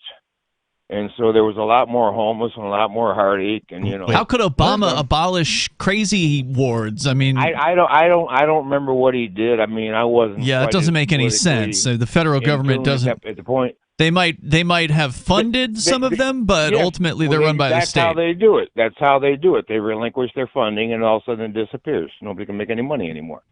But anyway, I don't know if I buy that. Well, I don't know. Crazy people got to go somewhere to get themselves a peanut butter sandwich. I don't know what you're going to say. I'm just saying, I don't know if I buy that they're closing the homeless shelters. I've not heard of that happening around here. The crazy house. No, not the shelters, the insane asylum. Oh, okay. They put the loonies on the streets. They shut them all down. I'm pretty sure they didn't close the New Hampshire hospital that does that here, but maybe that happened in your town. I don't know. But go ahead. Yeah, there was one that did go under here. But, I heard a news blip here and on this coronavirus. There was a flu that went through about 20 years ago. Mm-hmm. And evidently, if you were hit with that one, you probably got the natural immunity that most people got that have gotten the other variants. But there's one screwy thing that even the people that got the original virus, not the flu that preceded it, they're still going to be susceptible to this Amaron or Omicron virus, whatever it is. But evidently, this is a low-budget thing and not much more kick-ass than a cold. Mm-hmm. But then on the just at the end of the Obama administration, there was a push going through the states to enact the Constitutional Convention. And if I recollect correctly, it took like 35 states to vote this thing in. I think so, yeah. I think that sounds they right. had like 27 or something towards the end. They've been talking about this and talking about this for years. Yeah, I know, but if things keep going down this mudslide like they are, I'm thinking there might be another 12 states that are willing to buck up and say, okay. Honestly, I don't think it would work out real well. It's the only way we're going to be able to hold Congress's feet to the fire. Can you imagine putting these lunatics into a constitutional convention? I mean, to me, that sounds like a disaster waiting to happen. Well, I don't know. Well, I tell you, look at who's in Washington, D.C. You think there would actually be good things that would come out of a constitutional convention? No, these would be the states holding the Congress's feet to the fire. Uh-huh. And they would send who to these conventions? State politicians? Yes. Oh, that's not any better. Those are just all the wannabe federal politicians. I have an idea. Let's take the people in the crazy house, Major. Let's take the people in the crazy house and, put them in the politician seats and see if it couldn't be things worse. Get better. Thanks for the call tonight, Major Payne. The number is 603-283-6160. But really, the solution is what we were talking about earlier. It's not to restructure the federal government. I mean, you're just talking about rearranging the deck chairs of the Titanic in that case. This thing is sunk. It is done. Just because the whole thing hasn't taken on water and everyone hasn't drowned yet doesn't mean that it isn't inevitable that the end of the United States is coming. Whether it's, in this lifetime or in the coming generations. I hope it's in this lifetime because I don't want to see this thing around anymore. It's doing too much damage to too many innocent people. You've got innocent, peaceful people locked in prison cells all around the country. You've got bombs being dropped on peaceful people all around the world. This is psychotic.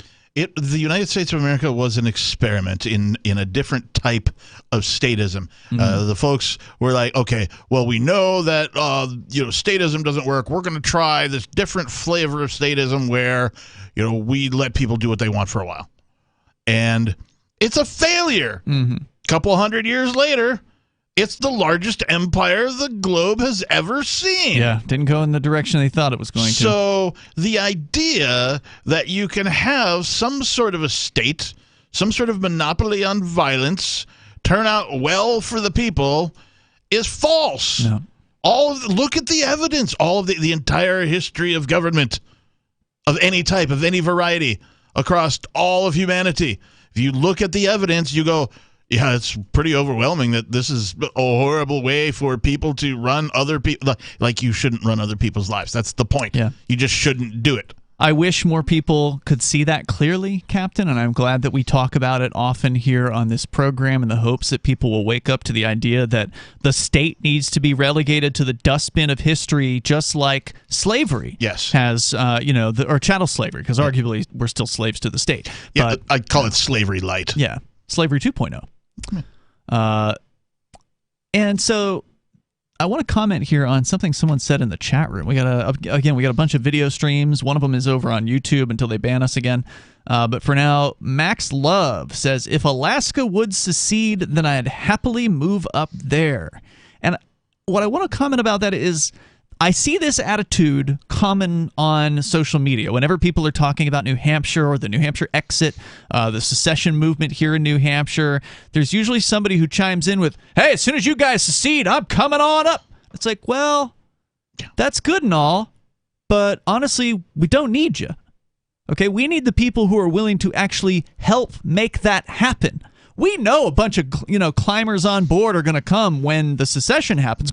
Of course. I mean, the economic freedom that you'll have here, because you won't have federal government regulations and taxes on your back. So obviously it's going to bring businesses in here. It's going to bring freedom seekers in here. But really, we need people who are committed to the ideas of liberty, who are willing to actually work towards that. Like, if you value the idea of independence, and if you like the idea of secession, then you should move to the places that it's most likely to happen and most likely to be friendly to you. So if you're a hardcore conservative, get down to Texas, okay, and help those people secede. If you are a hardcore progressive leftist, get out to California and join the California secession movement, although it recently had a big schism. But, you can go there. And if you love liberty and you really want to see a free place on the planet, you really need to get to New Hampshire, because, honestly, the more people that we have here before the election in 2022, the better. Yeah. Because if this thing gets on the ballot, we're going to need 2/3 of the voters to vote for it. And you can walk right into the polls on election day here in New Hampshire and register to vote for the very first time. So if you move to New Hampshire on November 1st and the election's, I don't know, November 3rd or whenever, you can vote. And so, I mean, look, I don't think voting is the most important thing that you can do or anything like that. I think it's like the least important thing that you can do. But as far as people doing the least, like if you don't want to be a full-time activist, that's fine. You got to make a living. You got to take care of your family. But if you want to do that in a place where you've got neighbors who actually give a damn about freedom and who are here building the freedom movement that is just so decentralized and unstoppable, I mean, there's no better place to be. Yeah, if you are sitting around and you're waiting for some state to secede before you move there, you're still stuck in slavery. Yeah. You got to take action. I mean, why wouldn't you want to say you were a part of that? I mean, can you imagine telling your grandkids 50 years later, where were you when New Hampshire seceded? Well, I was sitting there in Ohio, and I just wanted to wait until somebody else did all the work for me, kids. And then I jumped on board after the fact. Come on! Or do you want to be legendary? Yeah. Or do you want to say, hey, I made that happen. I showed up at the hearings. I spoke to state representatives. I ran for state representative, and I voted for this thing. There's more coming up here. This is Free Talk Live. The Free State Project has reached its goal of 20,000 liberty lovers who've pledged to move to New Hampshire and get active to achieve liberty in our lifetime. Perhaps you're trying to figure out what part of New Hampshire should be your destination.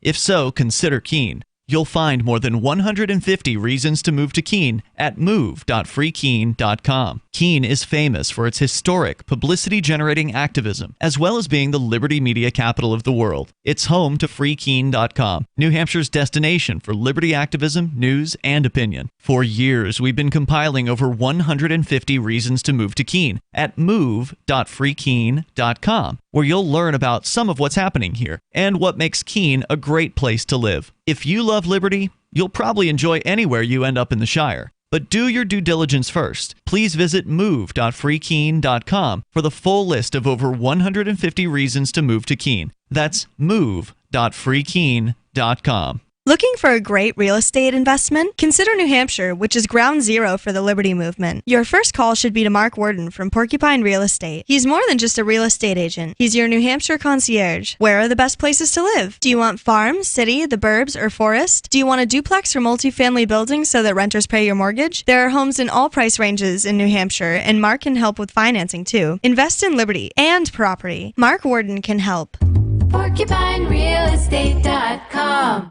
Tired of cancel culture? Sick of mega tech corporations holding an axe over your head? Join the LRN.FM Matrix chat server. It's self-hosted, so no one else can tell us what to do or say. Don't like the existing channels? You can make your own. You can even connect into some of our channels from other Matrix servers. It's federated. For the full LRN.FM Matrix experience, though, you should join our server via the step-by-step instructions at chat.lrn.fm.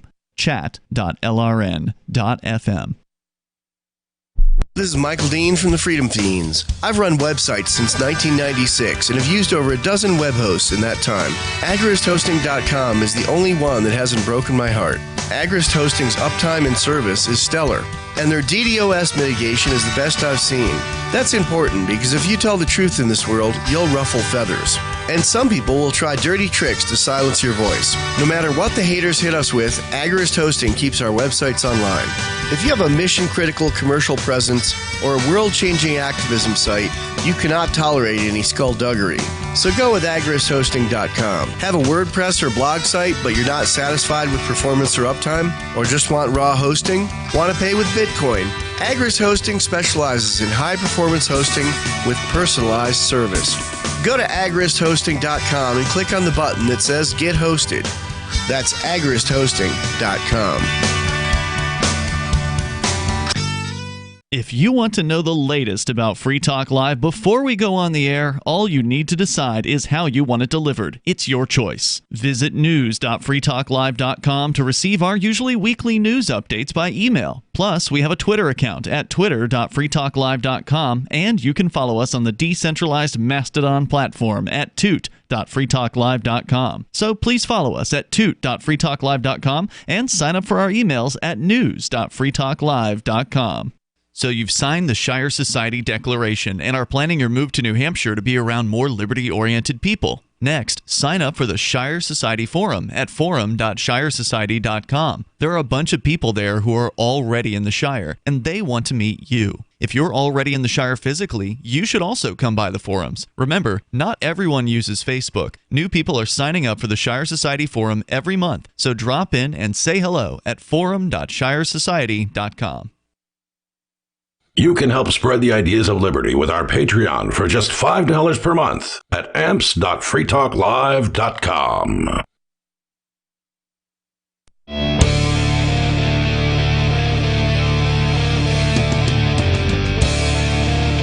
It's Free Talk Live. Phones are open. You can join us. The number is 603-283-6160. That's 603-283-6160. You can also join us online. We've got a lot of cool features on our website, including our own social media platform over at social.freetalklive.com. Yes, that's right. We don't really care what you say. I mean, there's all kinds of big tech companies out there that want to censor you and restrict you and ban you for having a different opinion than whatever the government will allow you to have these days. But those rules don't apply over at social.freetalklive.com. You can get on over there and you can post to your heart's content. It's a Mastodon-based system, and that means that it is what they call federated. So it is self-hosted, meaning we host it on our server, which isn't located in the United States, by the way. So we host the server. It's connected to the rest of the Mastodon network unless some other server has decided they hate us and they want to disconnect from us, which is their freedom to do so, because that's what you can do when you're federated. You can connect to some, disconnect from others. We have not chosen to disconnect from anyone, so if they've chosen to disconnect from us, then that's their prerogative. But you go over to social.freetalklive.com, and one of the things that I really think is cool about this as an open source platform, that means that anyone who's got the programming chops can make an app for that.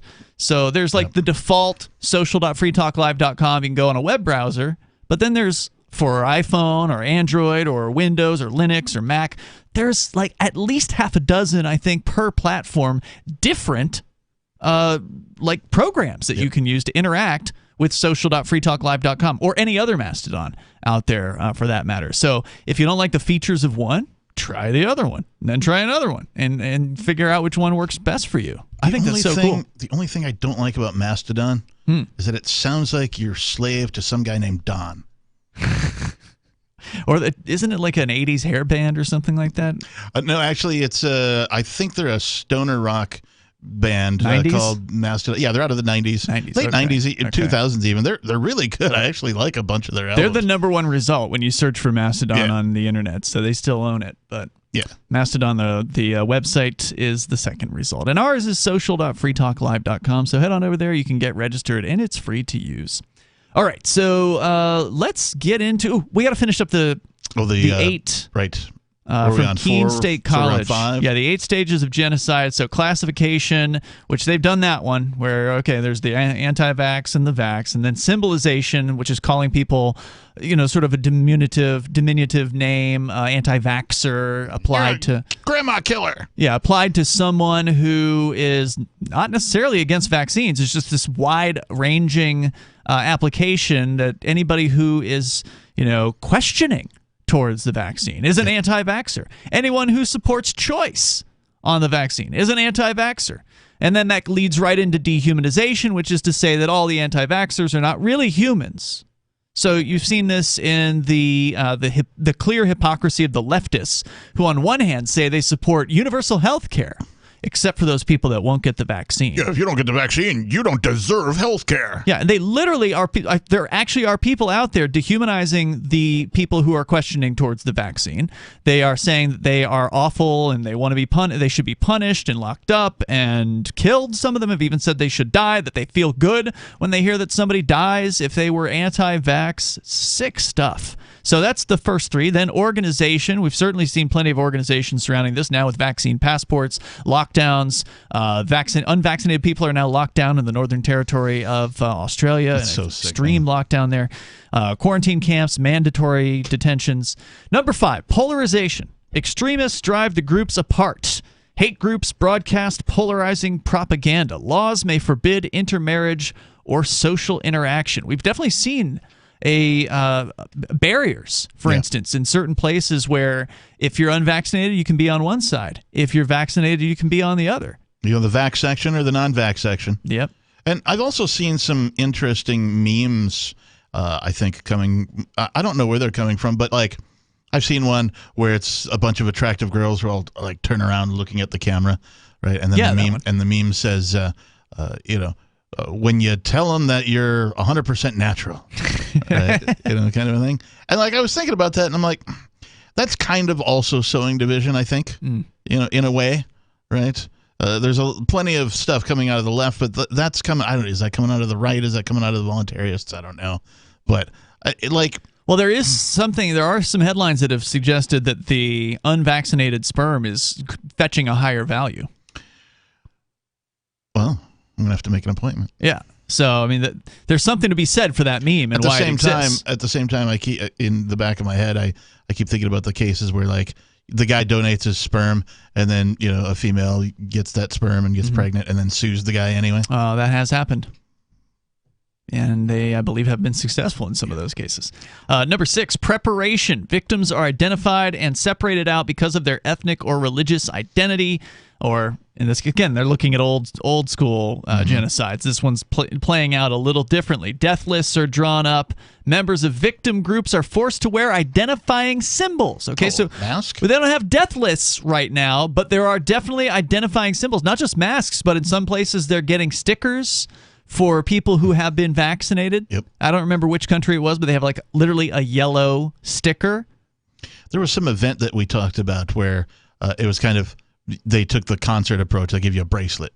Yep. Right. One of them, for the time that you're at this thing, you get a bracelet, and that says that you showed us your vaccine passports. Yep. I mean, that's the same thing. Show us your papers. So, I mean, we're through 6 out of the 8 stages here, and they're all in play to some extent or another at this point. Again, just without the death lists. Number 7, extermination begins and quickly becomes the mass killing legally called genocide. So clearly we're not there yet. They got to take away our guns first. And I hope that we never get there. But if you look at Australia, they have taken away those people's guns for the most part. Somebody's asking me, why do you think Australia is as bad as it is? They took away their guns. That's why. It definitely does not help. I'm really seriously afraid for the people of Australia because every time in history when a government takes away people's guns, a whole bunch of people die. Yeah. Every time. And then finally, the 8th stage is denial, which I would say, it says here it follows the genocide. I think we're in the midst of denial. Like the people denying that the steps are going on, right? Like there's literally people who've been through this, as you pointed out, like actual survivors of the German Holocaust, who've said, yeah, it's happening again. Oh, yep, clear, crystal clear, it's happening. And then, of course, there's plenty of people say, no, there's no one's getting killed here. This is for helping. We're helping people. And they're going to deny their way all the way into, internment camps, which they already have, by the way. They already have those in Australia. They have them in Hong Kong. They have them in China. And I'm sure there's other places I just haven't heard about yet. Yeah. So, with the exception of extermination, we've hit all, 7 out of the 8. Yeah. Your thoughts are welcome here at 603-283-6160. That's 603-283-6160. This doesn't excite me. I'm not happy about seeing these things happen. Why would you be? But it deserves to be pointed out. And something needs to change. Something needs to occur to stop this. And again, I don't support violence. You were talking about guns. Yeah. I think guns give the government, a gang, something to think about. Right. Like they're less likely to commit roundups of people if they know there's a chance someone might shoot them, because they really are about protecting themselves. Although they did round up the Japanese in World War II. They did. And put them in They camps. did. So, well, in a lot of these cases, people will submit themselves to be rounded up. Go back to Nazi Germany. Oh my God! A lot of the Jews just moved in voluntarily into the the cities, and they got on those trains without being forced to, because they didn't know where they were really going. They didn't know there was gonna be death camps involved. It wasn't like they were told, "All right, you're going to your death." They didn't say that. They may not have even made that determination at that point. Right. That might not have been part of the plan, and then it became a plan later. So people will submit themselves very clearly. It's sad stuff. Well, and you're right about the denial, too, and I refer to it as cognitive Stockholm dissonance syndrome. Yeah. It's all one phrase now. But essentially, it's denial. There's a whole lot of people walking around this planet, not just the United States of America, who are otherwise oblivious to all of this. Sure. They're, I don't know if they're just drugged up because Americans take something like more than 60-65% of all the drugs on the planet. Like huge consumers of pharmaceuticals. I'm not talking about like street drugs. I'm talking about pharmaceuticals. Like, is everybody just so doped up? Are they somaed out, to use a reference to, what's the book? Oh, Aldous Huxley. Yeah, Brave New World. Brave Thank New you. World, Brave yeah. New World.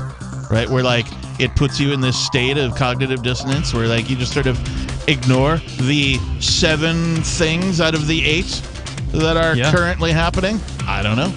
And I'll post this link, by the way, on our social media over at social.freetalklive.com. Coming up in hour number 3, we're going to jump into the trolley problem. It's hitting hard in St. Louis. We'll explain what's going on, and you can share your thoughts on what you want. There are lots of ways to listen to Free Talk Live. Our podcast has been around since podcasts began, and now the FTL feed is loaded with content besides our full show archives. Did you know that we make it easy for you to customize your podcast subscriptions? We have different feeds, one that includes only our full shows, one with just the Daily Digest, and our main feed that includes everything. You decide what you listen to. It's quick and easy to customize your feeds at feeds.freetalklive.com. That's feeds.freetalklive.com. Do you feel like your nation, state, or community no longer holds your values? Have you dreamt of a place where people agree that liberty is important and are free to pursue their projects so long as they respect the property of others? There are many people just like you that are discovering freeprivatecities.com.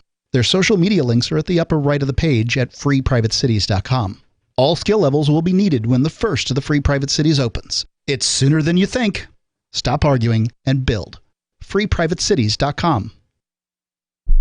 The new 4th edition of Healing Our World, The Compassion of Libertarianism, will take your understanding of liberty to a deeper level and has over 1,300 updated references, new cartoons, and a foreword by Dr. Ron Paul. With discounts for multiple book purchases, the 4th edition of Healing Our World is a great gift for the liberals, pragmatists, environmentalists, and Christians in your life who think libertarianism is cold-hearted. Get yours today at healing.freetalklive.com and use promo code FTL for a $5 discount.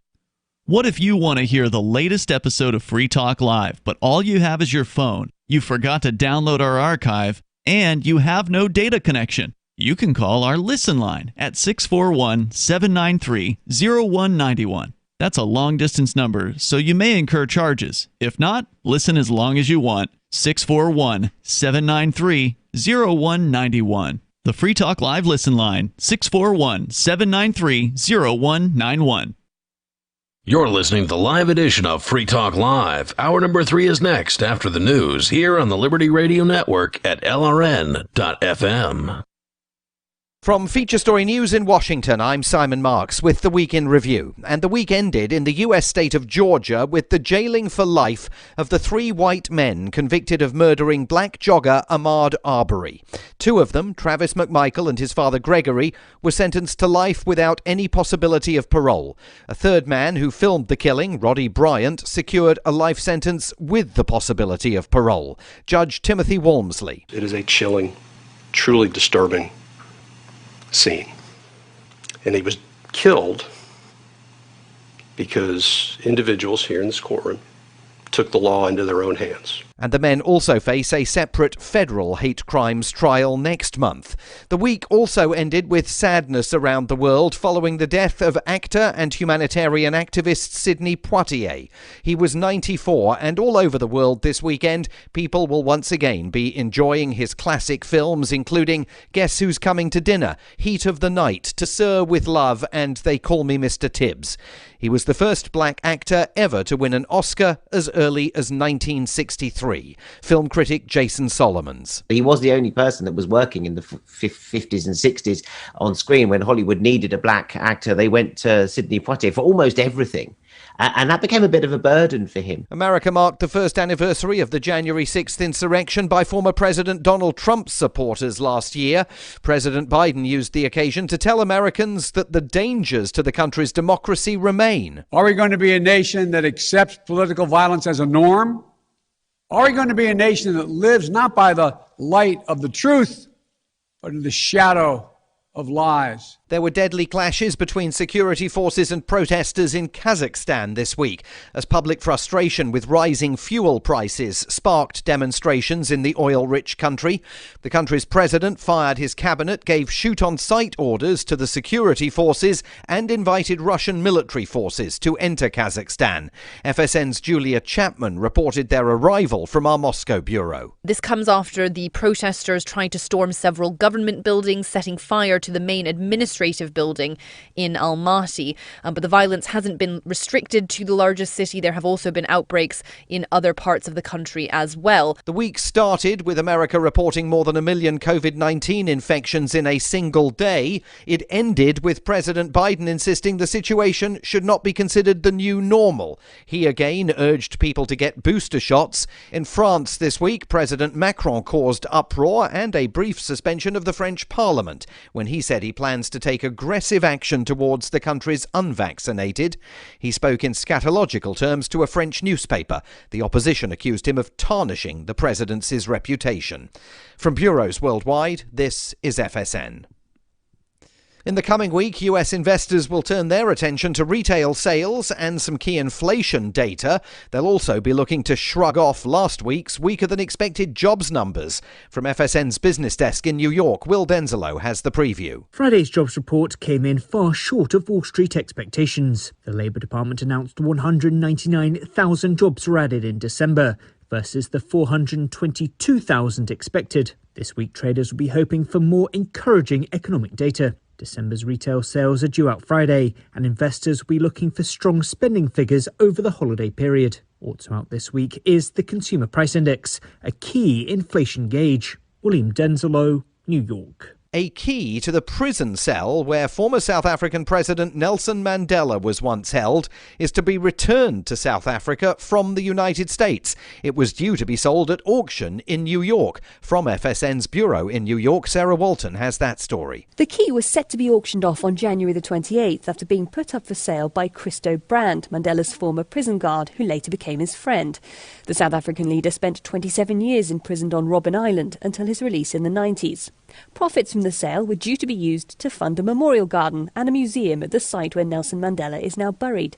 But South Africa's Culture Minister, Nathi Mthethwa, objected to the auction in the US, saying the key symbolises South Africa's painful history while also representing triumph of the human spirit over evil. He's now confirmed the item will be returned to Mandela's home country. Sarah Walton, New York. Stories we'll cover in the week ahead. President Biden will urge passage of voting rights legislation when he visits Atlanta. Talks between the US and Russia begin over Ukraine. And the Omicron wave of COVID-19 is expected to hit its peak in New York. Those stories here and on Twitter at Feature Story. And that is the Week in Review from Feature Story News. Simon Marks reporting. You are nothing more than the reflection of a grim, pitiless world, and this is The Onion Week in Review. Following the Supreme Court's ruling on same-sex marriage this week, overjoyed gay couples in Florida rushed out of their homes to have their marriages denied to them. Homosexual couples throughout the southern state told reporters they were ecstatic over the landmark decision supporting gay rights and said they couldn't wait in line and have their requests to be wed rejected by their home state. And in science news, scientists probably discovered a frog or something. They're always doing that sort of shit. In other news, an 8-year-old boy surprises his Marine father during a firefight in Afghanistan. Johnny Depp is now physically unable to walk unless whimsically teeter-tottering across a rolling log, wobbly plank, or swaying beam. And Silvio Berlusconi is transferred to a steamy, all-female penitentiary. If you're seeking a celebrity interview, stay away from that bastard Tobey Maguire, who apparently can't even pick up a phone to say he has a schedule conflict and won't be able to make it into the studio. For more, keep checking theonion.com. This is the Onion News Network.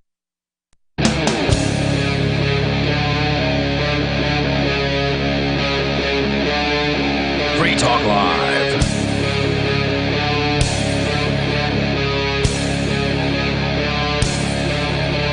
Free Talk Live Saturday show. You can join the program. All you got to do is dial in.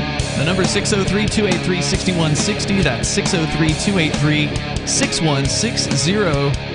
We're going to get into this trolley problem. Not the one you're thinking of, the online train issue, or what, the guys tied to the tracks. Oh, right. There's all kinds of variants on that. Not the trolley problem. But this is a problem for the people of St. Louis who have a government gang that has teamed up with the federal government. And when you work with the mafia, you get stuck with the mafia. And it's some government on government action. Yeah, it gets pretty ugly. Yeah. And you've got the story about that, Captain. We're going to get into that. And again, you can join us here as well. Take control of the airwaves here on Free Talk Live. But let's jump into the story. What has happened and how ugly is it? From Reason.com, St. Louis taxpayers paid a lot to run a money-losing streetcar. It could cost them even more to shut it down. The Federal Transit Administration says St. Louis officials either need to get its loop trolley back up and running or return $37 million in federal funds. Yikes. Yeah. In a paradox only the federal government could produce, St. Louis officials are having to decide whether they want to spend money reviving the city's long-troubled, currently mothballed trolley line or lose even more money shutting it down permanently. Late last month, media outlets reported on a letter that the Federal Transit Administration sent St. Louis Mayor Tashara Jones, saying that local officials had until February to come up with a plan to get its 2.2-mile loop trolley back up and running, or else return the $37 million in funds the federal government provided for the project. Else what? Well, let's find out, shall we? This is only the latest setback in the long, sad saga of the St. Louis streetcar. The trolley started operational life in 2018, 6 years behind schedule. And about one streetcar? It's $37 million for one car? The trolley. Around? The trolley. Singular. Started operational life in 2018. 6 years behind schedule and about $10 million over budget, which we've come to. I know. People should be outraged, but I've seen this so often with government that, like, oh yeah, of course it's 6 years behind budget and or behind, the schedule and $10 million over budget, because it's government. Duh, I expect that now. Of course. Neighboring businesses, which were supposed to be the primary beneficiaries of the new streetcar, complained that the inconvenience of the trolley's construction was instead costing them customers. Yeah, sure. They got to tear up the damn road, right, to make the track. Yep. And so, of course, those businesses had to lose business because nobody wants to go where there's construction, or they can't go because it's closed down while they're doing the construction. Well, or whatever. Right. You've got a limited amount of time to attract somebody to pull into your parking lot, right? Yep. And I don't know how many parking lots there are in St. Louis. I presume there's more than there's New York City, right? Like, it's probably a little more open. But I've never been there myself. It's probably a fair guess. But you get a limited amount of time to attract somebody over, or else they're just going to be going down the road and they'll go to the next place. Yep. And if there's a bunch of cones and there's a bunch of construction guys and stuff in the way, most people, even if they kind of wanted to go there, some of them, they're just going to just pass by and they'll find something else. They'll go to their second favorite place. When it did open, ticket sales brought only around 10% of the expected revenue. Wow. Almost immediately throwing the line into financial distress. Creative efforts to boost ridership, including a Friday night laugh tracks service, during which comedians performed 40-minute sets along the 2-mile route, produced about as many chuckles as it did new customers. The city hired frickin' comedians, dude.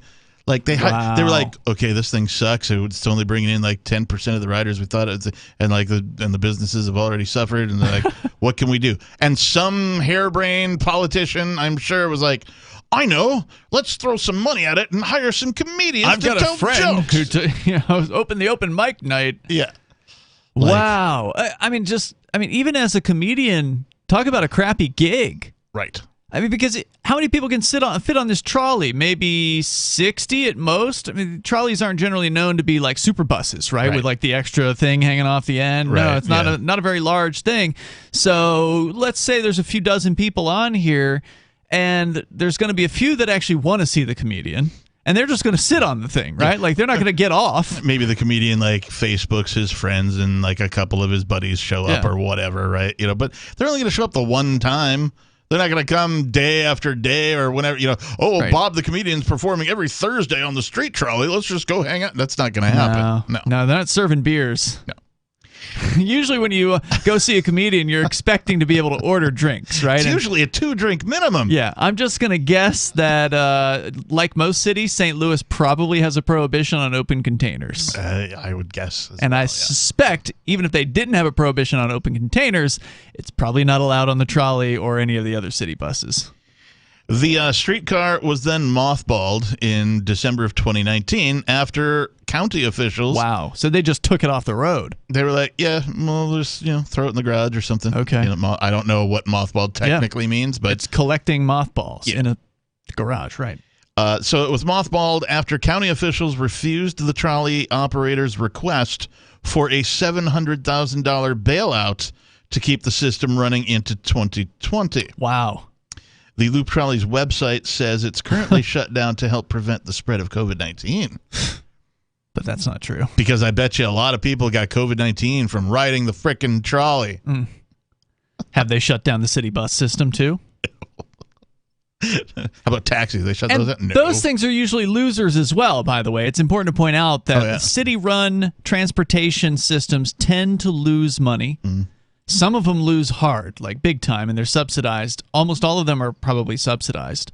But it sounds to me like this one was being subsidized even harder than the city bus system, and they just said, you know what, we're going to shut this thing down, which is rare, right? Like, it's rare for a government to actually stop a government program. But now... Or did it? All of these examples recommend against reviving the Loop Trolley, but the FTA's ultimatum has St. Louis officials in a bit of a bind. Reviving the streetcar will obviously require officials to find additional operating funds.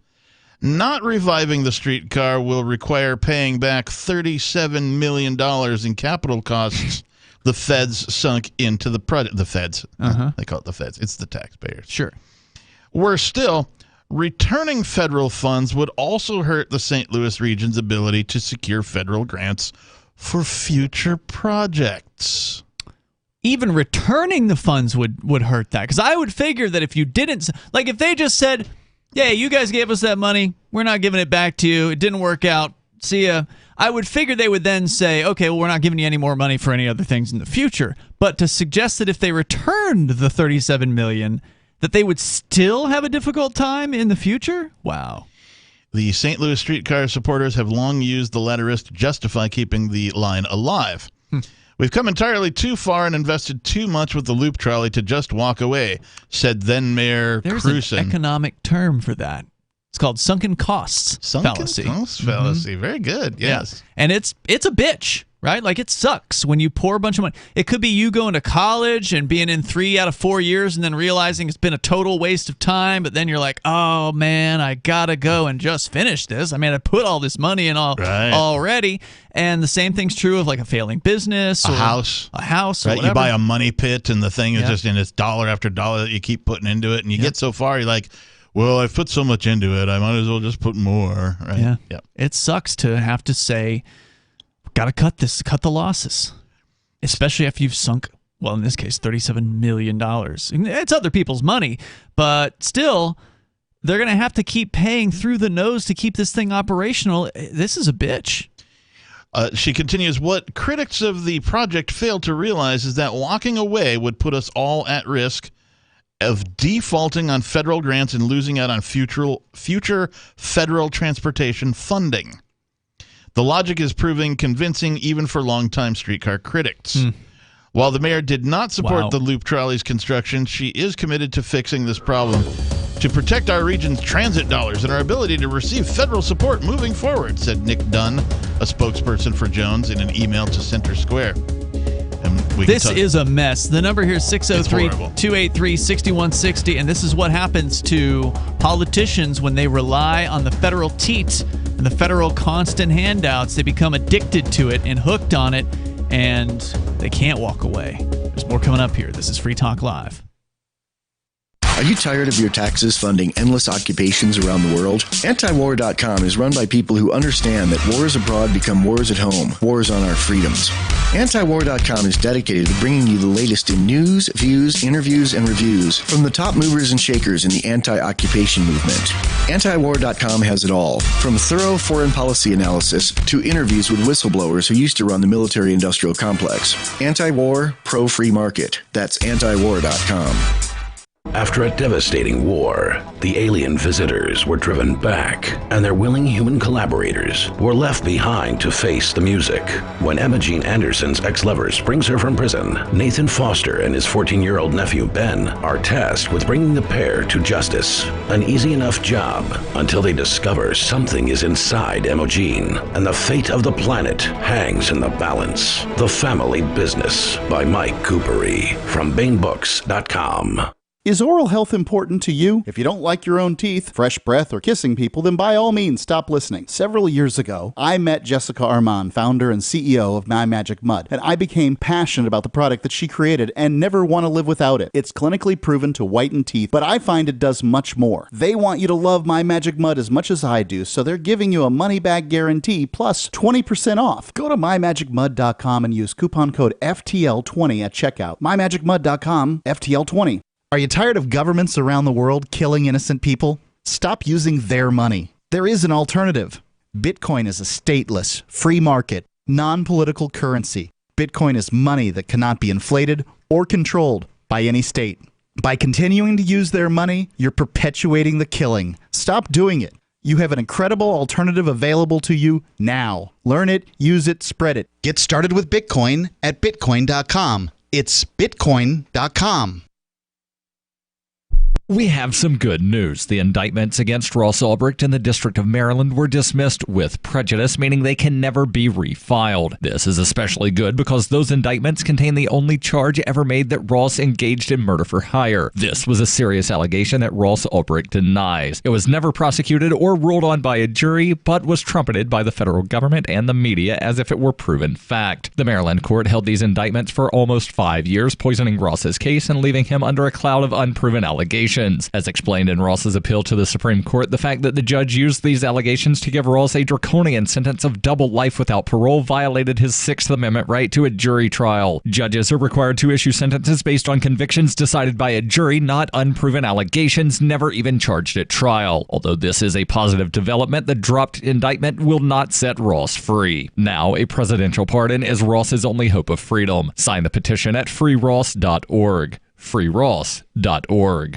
Tired of cancel culture? Sick of mega tech corporations holding an axe over your head? Join the LRN.FM Matrix chat server. It's self-hosted, so no one else can tell us what to do or say. Don't like the existing channels? You can make your own. You can even connect into some of our channels from other Matrix servers. It's federated. For the full LRN.FM Matrix experience, though, you should join our server via the step-by-step instructions at chat.lrn.fm. chat.lrn.fm. There are basically two types of advertising, direct response and branding. Radio's great for direct response with its low cost to listener ratio, but audio can't be beat for branding, which is a longer-term endeavor. You want to be the first thing that someone thinks of when they think about your product or service. If you have a local business that you want kept top of mind in your community, call the station. If you need national reach, Free Talk Live's got around 200 radio stations, millions of monthly listening sessions, can suit all budgets, and if we don't think we're right for you, we'll tell you. Email me, mark@freetalklive.com. Yep, we still do email. Drop your email address in the entry box at freetalklive.com, and you'll be kept in the loop with Free Talk Live.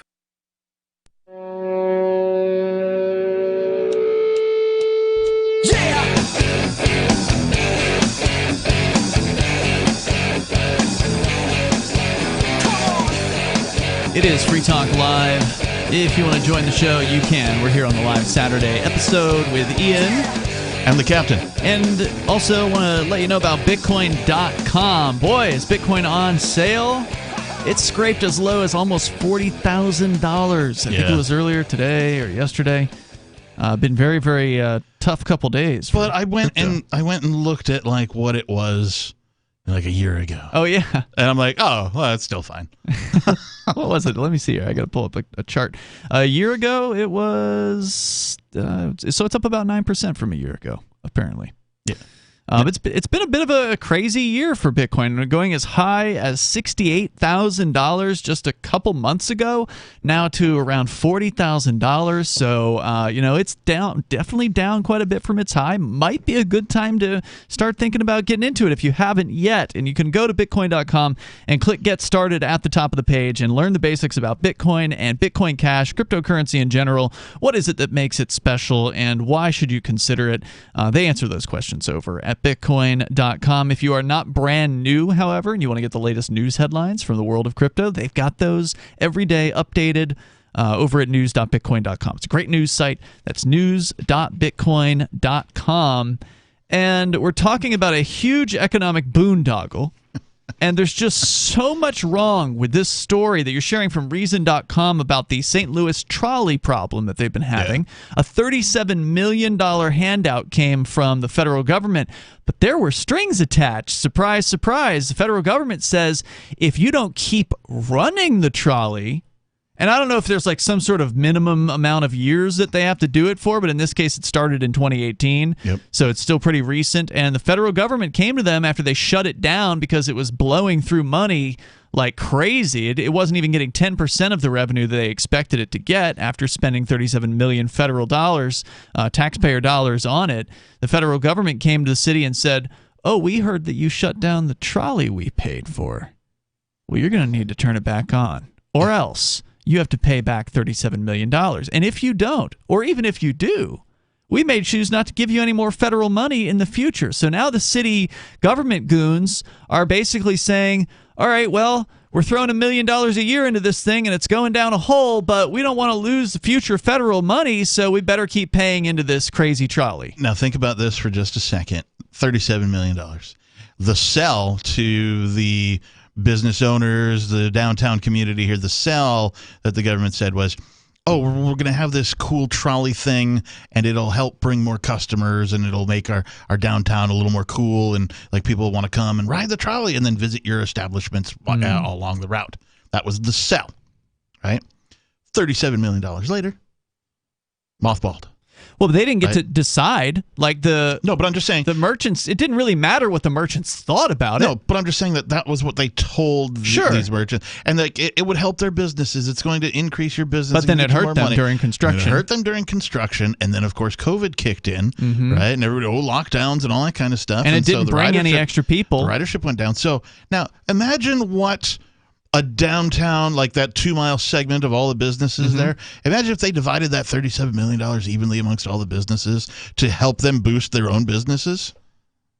Well, that'd have been a different result. What would that have done? Yeah. Now, I don't think that's a good plan either. But I don't either. But here's the thing: like one of the reasons why this is so screwed up is because it's top-down, centralized control, right? Like it's centralized funding from the federal government. Yep. And they had to do this and that. If they don't do X, Y, and Z, then they have to pay it all back. And so there's crazy strings attached. It's not some sort of grassroots thing. Whereas if the city, like Downtown Chamber of Commerce, had themselves a meeting, and they said, after getting together with the relevant business owners in downtown St. Louis, like, all right, well, we've talked about it, and we think a trolley would be a really good idea for downtown St. Louis, and we voluntarily raised the money, which I bet you if they did it themselves, it would cost like $10 million instead of $37 million, because government projects always go way more than you expect them to go.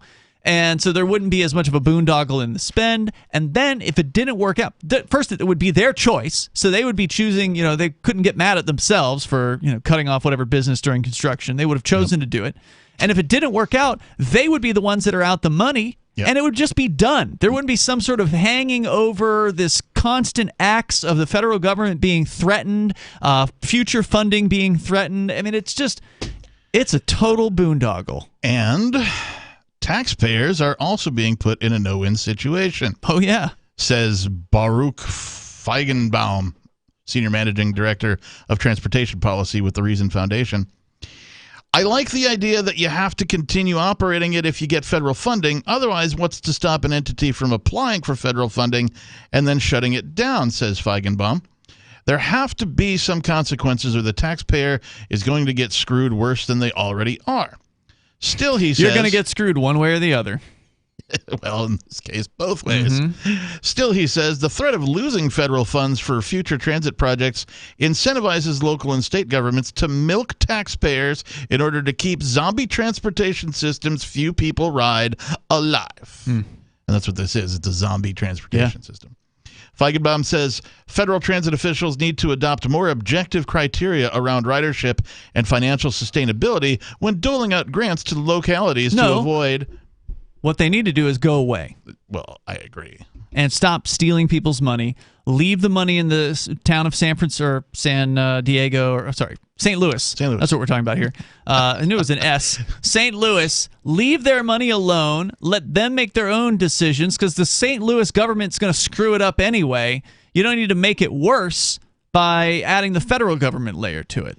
That's what independence would help with. You'd have less insanity and ridiculous boondoggle situations like this. But wait, there's more. Sure. You asked when we were at commercial, like, what program funded this? It's called the Urban Circulator Grant Program, which provided the bulk of federal funding to St. Louis's streetcar, vetted grant applications based on hard-to-quantify criteria like livability, environmental sustainability, economic development, and stakeholder collaboration. Okay. I have no idea what means. any of those words mean in relation to it being a criteria for putting together a trolley car. It makes no sense to me whatsoever. It sounds like a word salad to me. It is. The Circulator program, however, also funded streetcar projects in Cincinnati, Ohio, and Charlotte, North Carolina. How are those doing? Well, while not as disastrous as the loop trolley, they suffer from low ridership and are almost entirely dependent on taxpayer funding to cover operating expenses. So, same story. The same exact facts with minor financial differences. Yes. Just in case people out there listening are like, well, it's an isolated incident. It only happened in the one city, and like it's not here in my city. No, it happened in several cities, and the results were almost identical. Yep.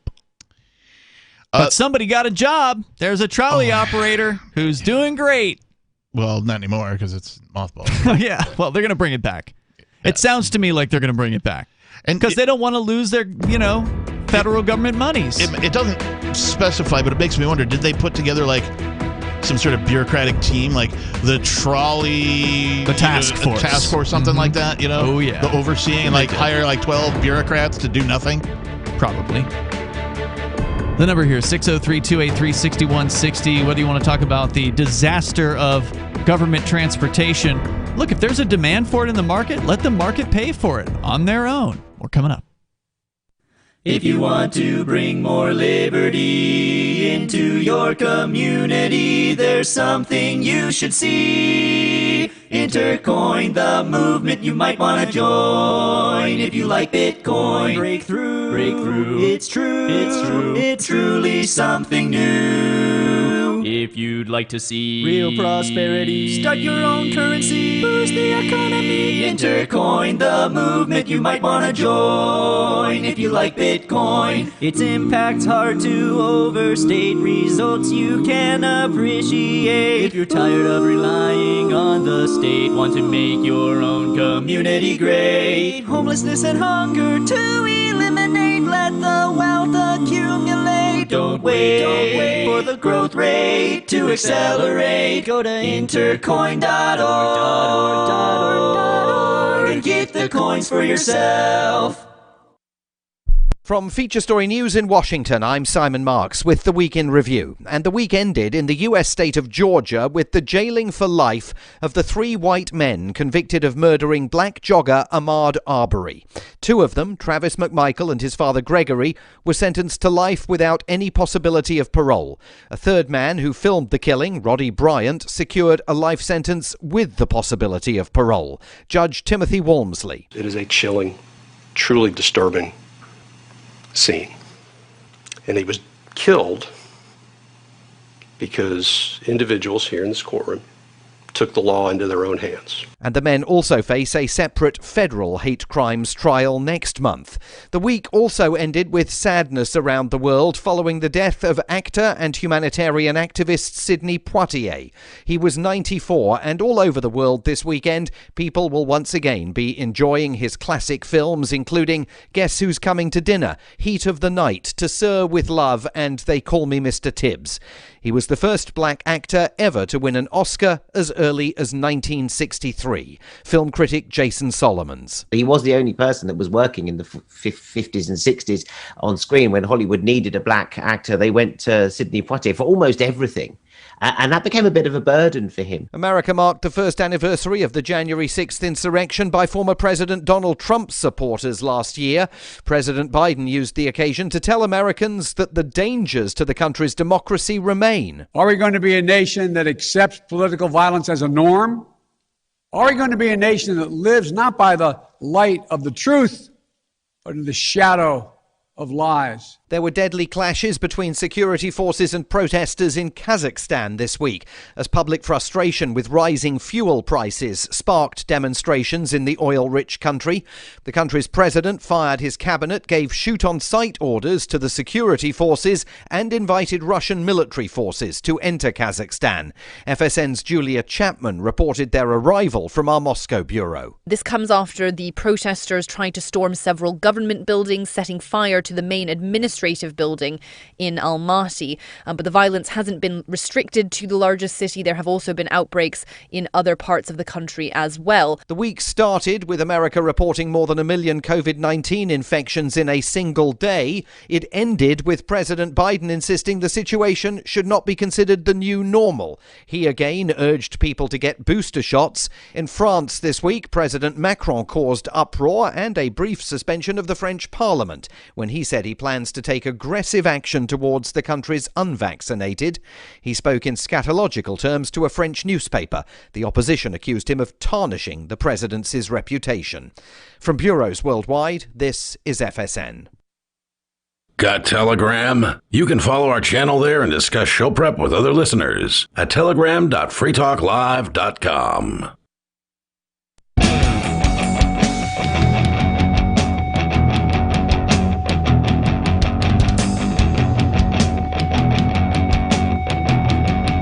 Free Talk Live, the number to join us, 603-283-6160. You can bring up whatever's on your mind.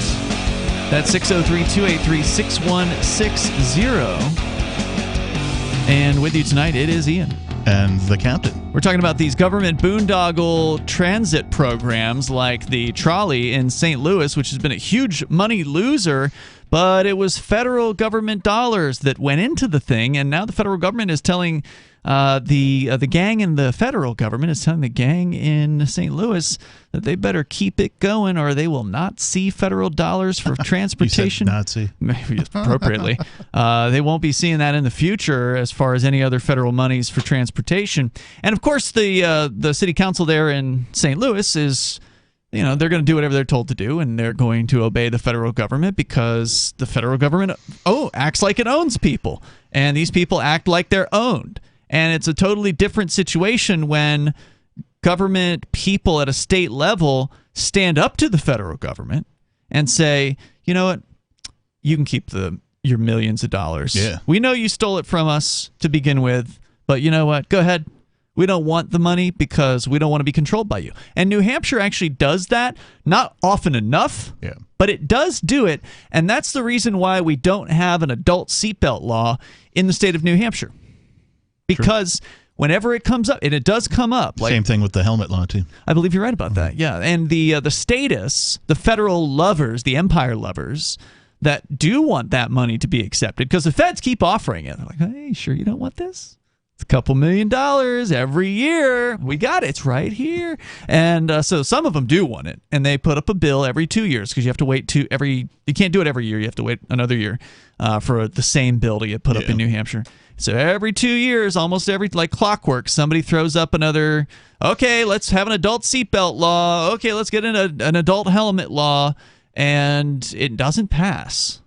So the state government gang in New Hampshire has successfully rejected millions upon millions of dollars in federal bribe money. So it can be done, and it should be done. Like if New Hampshire doesn't secede this year from the United States, which is possible, it's in the realm of the possible. It's more possible than any United States exit has, state secession has We've ever got a been. bill in right now. It's a constitutional amendment. It's going to get a public hearing in less than 2 weeks.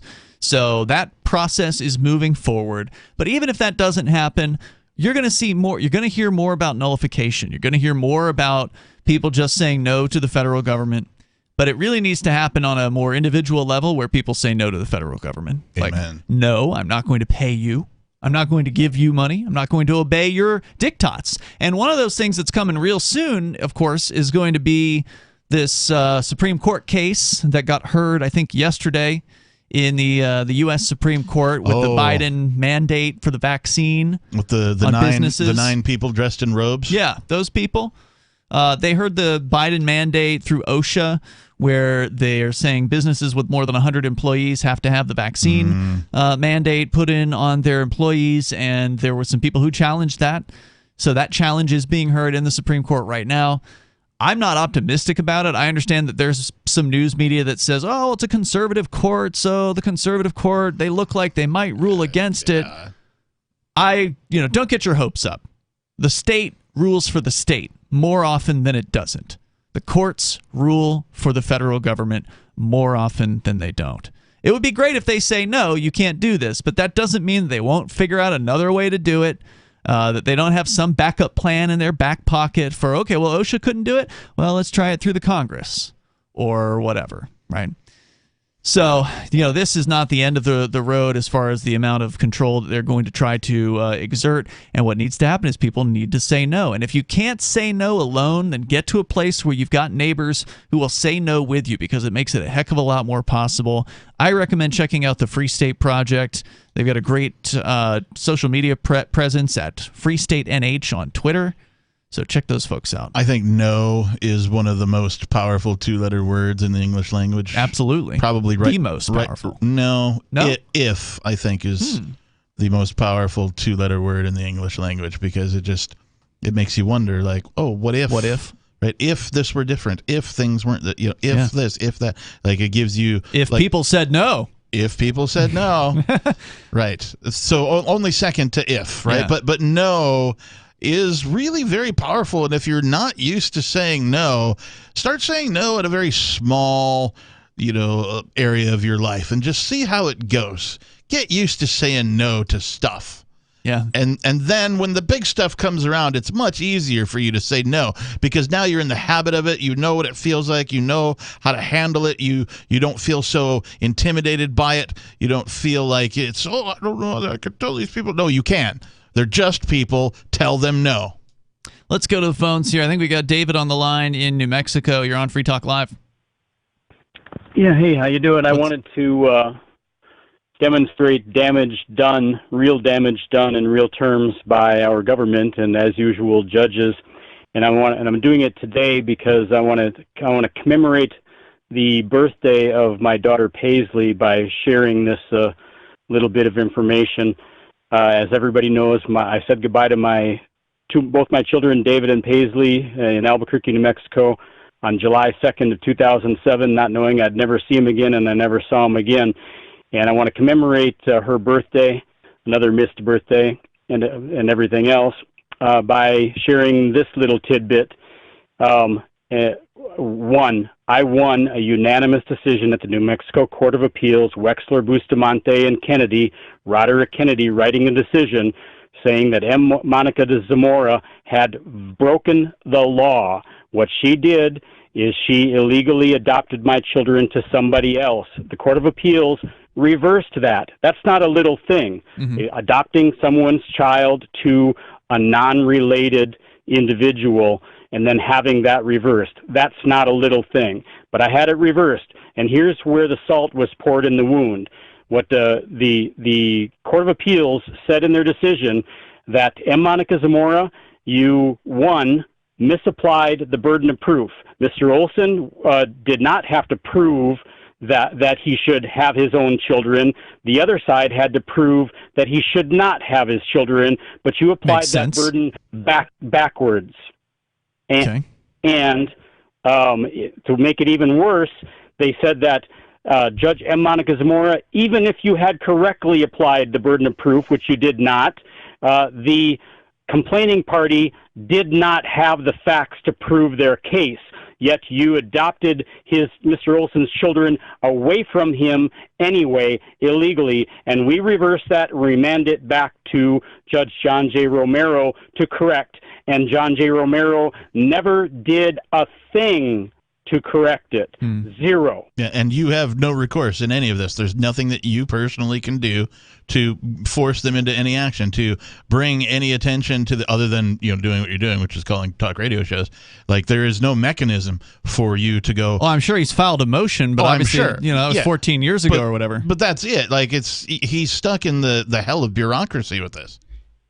Yeah, and just to add on to what Ian said is And that was actually, and this will come up in a future call, I'm going to add in some more judges that are players in this. It's all very interesting, nepotistic, and incestuous. But I actually had a previous appeal to the one I won. I lost the previous appeal, and in the previous appeal, one of the items I was appealing was Judge Angela Jewell, when I properly filed legal motions to address these issues of no contact. Judge Angela Jewell literally ignored the motions as if they had never been filed. Wow.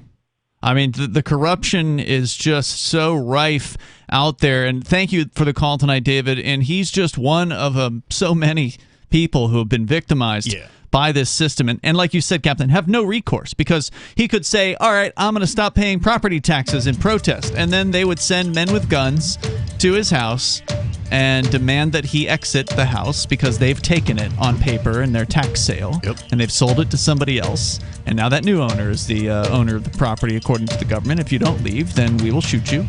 And that's how they do it. That's how they roll. That's you gangland can't effectively fight the system because they own the system. Yep, that's right. And they don't care about you. 603-283-6160. It's Free Talk Live. Join liberty-minded voluntarists, anarchists, and libertarians from June 27th through July 3rd for the 6th annual Fork Fest at Rogers Campground in the beautiful White Mountains of New Hampshire. Fork Fest is a fork of the Porcupine Freedom Festival, which sold out for the first time in 2021. Fork Fest takes place the week after Pork Fest, but Fork Fest is decentralized, which means that there's no ticket cost and no one is in charge. All you have to do to join the fun is reserve your camping site, RV site, or motel room with Rogers Campground for June 27th through July 3rd. There's no better place to celebrate Independence Day than around other freedom-loving activists in the Shire. You can find out more at the unofficial website, forkfest.party. You can also connect with other attendees on the Forkfest Telegram and Matrix chat rooms, as well as the Forkfest Forum. You can find links to those at forkfest.party. We hope to see you there.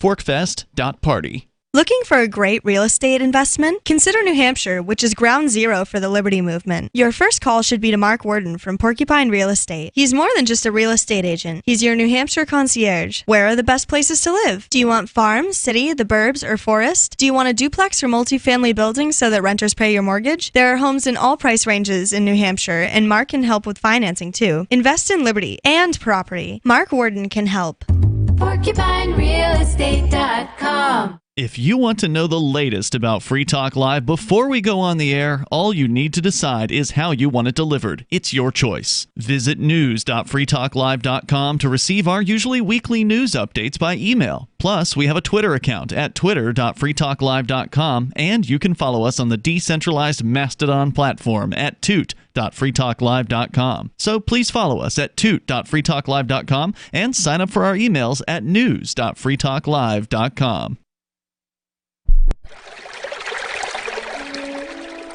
Fact. The new NSA data center in Utah requires 1.7 million gallons of water every single day to operate. Billions of Fourth Amendment violations need massive computers and the water to cool them. That water is being supplied by the state of Utah. Fact. There's absolutely nothing in the Constitution which requires your state to help the feds violate your rights. Our message to Utah: turn it off.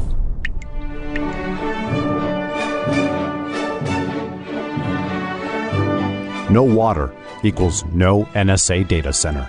Visit offnow.org.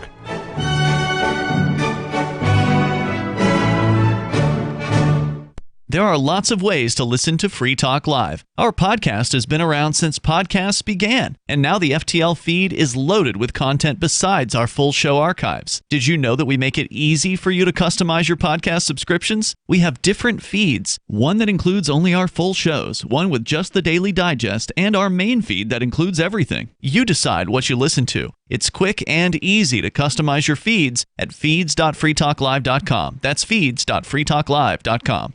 So you've signed the Shire Society Declaration and are planning your move to New Hampshire to be around more liberty-oriented people. Next, sign up for the Shire Society Forum at forum.shiresociety.com. There are a bunch of people there who are already in the Shire, and they want to meet you. If you're already in the Shire physically, you should also come by the forums. Remember, not everyone uses Facebook. New people are signing up for the Shire Society Forum every month, so drop in and say hello at forum.shiresociety.com.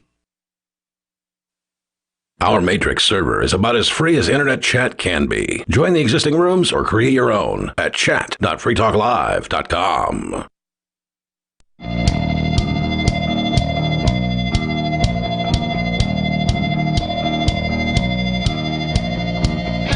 This is Free Talk Live. Phones open if you want to join us here in the remaining moments of this live Saturday show. And you can do that at 603-283-6160. That's 603-283-6160. And I want to let you know that we've got a chat server. It is called the Matrix server. Doesn't have anything to do with the Matrix movies. It's just, I don't know why they call it that. It's probably some kind of a technical thing. But it does have to do with it's an open source federated chat server, which, like we were explaining earlier with our Mastodon social media, the federation means that it's connected to all of the other Matrix servers out there that haven't purposely disconnected themselves from us. And so that means that you know, you can reach out to other servers and connect to other chat rooms, and you can create your own room, by the way. So if you know the dozens of rooms that already exist on the server that have been mostly created by other listeners don't suit you, you can just make your own. You can make it private. You can make it public. You can also encrypt it, or you can leave it unencrypted. It's up to you. You get to decide those things. It's a pretty cool system, and it's free to use. Just head over to chat.freetalklive.com. There's some pretty wild troll conversations going on in there. You'll see some really interesting stuff. There was a crazy video that I think somebody posted in the chat room. Maybe it wasn't the chat. Anyway, I saw the video from, I don't know what country it was. There's no context whatsoever, but it was one of those like giant cliffs that you see people diving off of in like various different South American countries or wherever. And like an entire chunk of this humongous cliff just breaks off and falls into the water. Wow. They find some wild stuff on this chat server. So check it out over at chat.freetalklive.com. Unfortunately, someone was in a boat underneath that thing and they didn't make it. So it's pretty sad. But just a wild But the footage stuff. survived? It's crazy. Yeah. So speaking of crazy, North Korea, in a quickie story that I've had here for a couple of weeks, North Korea now executing people, or at least it's coming out that they're executing people. They've probably been doing this for a while because you don't exactly get news that you can believe out of North Korea because it's all government propaganda. But every now and then somebody will escape from North Korea and they'll tell you what's going on. According to DNYUZ.com, report out of Seoul, South Korea, North Korea has now publicly executed at least 7 people in the last decade for watching or distributing K-pop videos from South Korea. I mean, K-pop is kind of a crime against humanity. I figured that you would have an opinion about this one, Captain. As a musician, someone who's actually talented. I don't know about that. You've been in bands. I have. They haven't kicked you out. No, they haven't. You've played live shows a myriad of times. Yeah. You make your own music over at lordkickass.com. I do, actually. If you haven't gotten your Christmas present from me, it's not too late. It's still up there. It's called the COVID Carols. It's a 3-song EP, and it says pay what you want. So you can get it for $0. It's fine. Merry Christmas, Happy New Year, whatever. Happy, whatever, 2022. Or if, you feel like you get some value out of it, pay what you want. That's fine. That's cool. That's like the new model of music distribution. Yeah, I prefer that model myself. But I've been meaning to put a blog post together about it. I just haven't done it yet. So it's on my list of things to do. That's fine. You're not going to take it down, right? No. Okay. I think my plan was at the end of January to maybe bump it up to like $1 or more or something like that for the whole EP. Got it. COVID Carols over at lordkickass.com. What I wanted to say, I joke about how much I hate K-pop because I kind of do it. You kind of just hate pop music, I think, in general. Pop music sort of disgusts me. Why is that? As a musician, is it just too simple? Is it too mass consumed? To me, it's, I want to use the word overproduced. Sure. Like auto-tune and producers writing all the songs, and the artists don't write a single thing. Pop is generally the genre of music where you get all the fakes, right? From Milli Vanilli. Oh, yeah. Right? Lip-syncing. Lip-syncing and all that to you've seen pop stars go on stage at I don't know, football games, Super Bowl type stuff, and you could tell that they're not actually singing. Right. There was one time where there was a guy playing a guitar with nothing plugged into it. Now generally you have a wireless that's plugged into it if you want to move around on stage and that kind of a thing, or a really long cable coming out of your guitar. Right. But you could zoom in on this guy playing guitar, and there's on a stage, hole, and there's just a hole where the guitar cable is supposed to go. He's not wearing a wireless pack, and there's not a wireless plugged into the guitar itself. And he's making the guitar face, right? And this totally is faking it. Yeah, and so that's too bad. I don't know, man. I prefer musicians on, we'll call them analog instruments.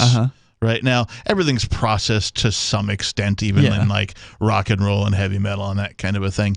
But pop is just, it's sort of to me, it's like elevator music. It's just there. It's filler. It doesn't really it's filler. It doesn't really have a purpose. It's whereas rock and roll, heavy metal specifically, to me was always punk rock, right? The rebels music, right? This is where the people who were anti would find themselves, and so that's where I found myself. And so within that group of people, there's a lot of hate towards pop. But does it bother you that K-pop is pissing off one of the most oppressive kingdoms, the hermit kingdom, if you will, of North Korea, that it's now actually, you're essentially in the underground by listening to K-pop? In reality, that probably gives it a little bit of more street cred, from my perspective. It's like counter-programming. Yeah. I mean, it's not supposed to be that, right? Like K-pop or pop in general is mainstream. It's supposed to be this most mainstream, cotton candy kind of music, and kind of throwaway, right? There's so many. If you don't know anything about K-pop, by the way, I'm not an expert on it, but I have had my K-pop phase, and I am somebody who was raised on metal too, so I have the unique, the perspective of being into both of them. But it is just, throwaway bubblegum music, and the bands are so ubiquitous. I'm sure that the K-pop fans are very differentiating as far as one band to the next or whatever, but they're all so very similar. They're all these very young, pretty people who get chosen from competitions, and then they get put into a group, and then it's like you're saying, totally produced. They don't write their own stuff. That's my main problem, I guess, with pop music is they don't write their own stuff. They're branding mechanisms. They're there to sell T-shirts and tickets, right? Yeah. But they don't write their own stuff. And to me, there may be some exceptions to that. Probably are. But generally, these are completely produced groups. The girls or the guys or whatever, they're usually all girls or all guys.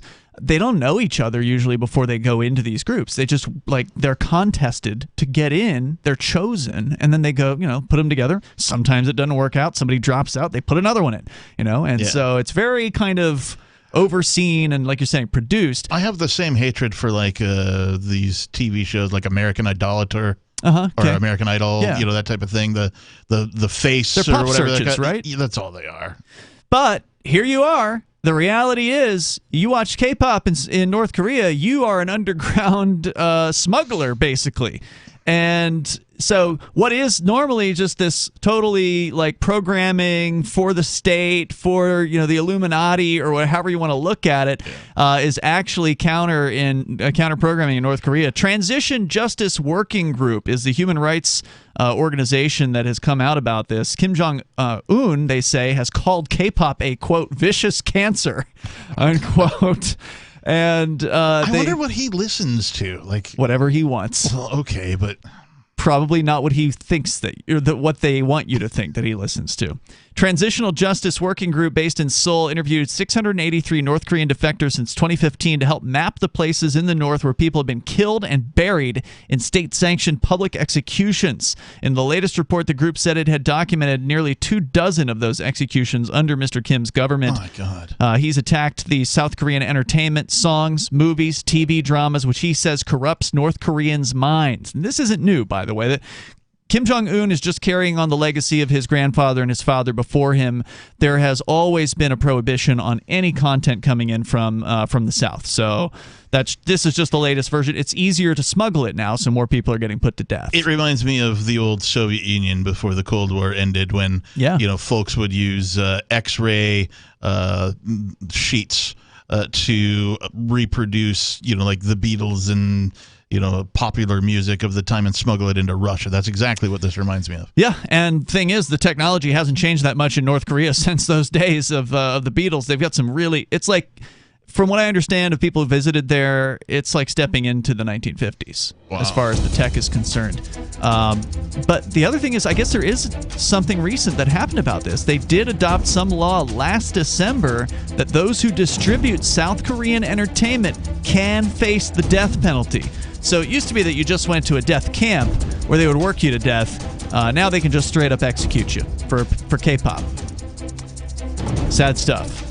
Very. We will talk to you tomorrow night. Online in the meantime, freetalklive.com. What if you want to hear the latest episode of Free Talk Live, but all you have is your phone, you forgot to download our archive, and you have no data connection? You can call our Listen line at 641-793-0191. That's a long-distance number, so you may incur charges. If not, listen as long as you want. 641-793-0191. The Free Talk Live Listen line, 641-793-0191. Do you feel like your nation, state, or community no longer holds your values? Have you dreamt of a place where people agree that liberty is important and are free to pursue their projects so long as they respect the property of others? There are many people just like you that are discovering freeprivatecities.com. Their social media links are at the upper right of the page at freeprivatecities.com. All skill levels will be needed when the first of the Free Private Cities opens. It's sooner than you think. Stop arguing and build. freeprivatecities.com. The new 4th edition of Healing Our World, The Compassion of Libertarianism, will take your understanding of liberty to a deeper level and has over 1,300 updated references, new cartoons, and a foreword by Dr. Ron Paul. With discounts for multiple book purchases, the 4th edition of Healing Our World is a great gift for the liberals, pragmatists, environmentalists, and Christians in your life who think libertarianism is cold-hearted. Get yours today at healing.freetalklive.com and use promo code FTL for a $5 discount. Tired of cancel culture? Sick of mega tech corporations holding an axe over your head? Join the LRN.FM Matrix chat server. It's self-hosted, so no one else can tell us what to do or say. Don't like the existing channels? You can make your own. You can even connect into some of our channels from other Matrix servers. It's federated. For the full LRN.FM Matrix experience, though, you should join our server via the step-by-step instructions at chat.lrn.fm. chat.lrn.fm. This is the Liberty Radio Network, broadcasting the latest liberty-oriented audio content 24 hours a day at LRN.FM. From Feature Story News in Washington, I'm Simon Marks with the Week in Review. And the week ended in the U.S. state of Georgia with the jailing for life of the 3 white men convicted of murdering black jogger Ahmaud Arbery. 2 of them, Travis McMichael and his father Gregory, were sentenced to life without any possibility of parole. A 3rd man who filmed the killing, Roddy Bryant, secured a life sentence with the possibility of parole. Judge Timothy Walmsley. It is a chilling, truly disturbing scene. And he was killed because individuals here in this courtroom took the law into their own hands. And the men also face a separate federal hate crimes trial next month.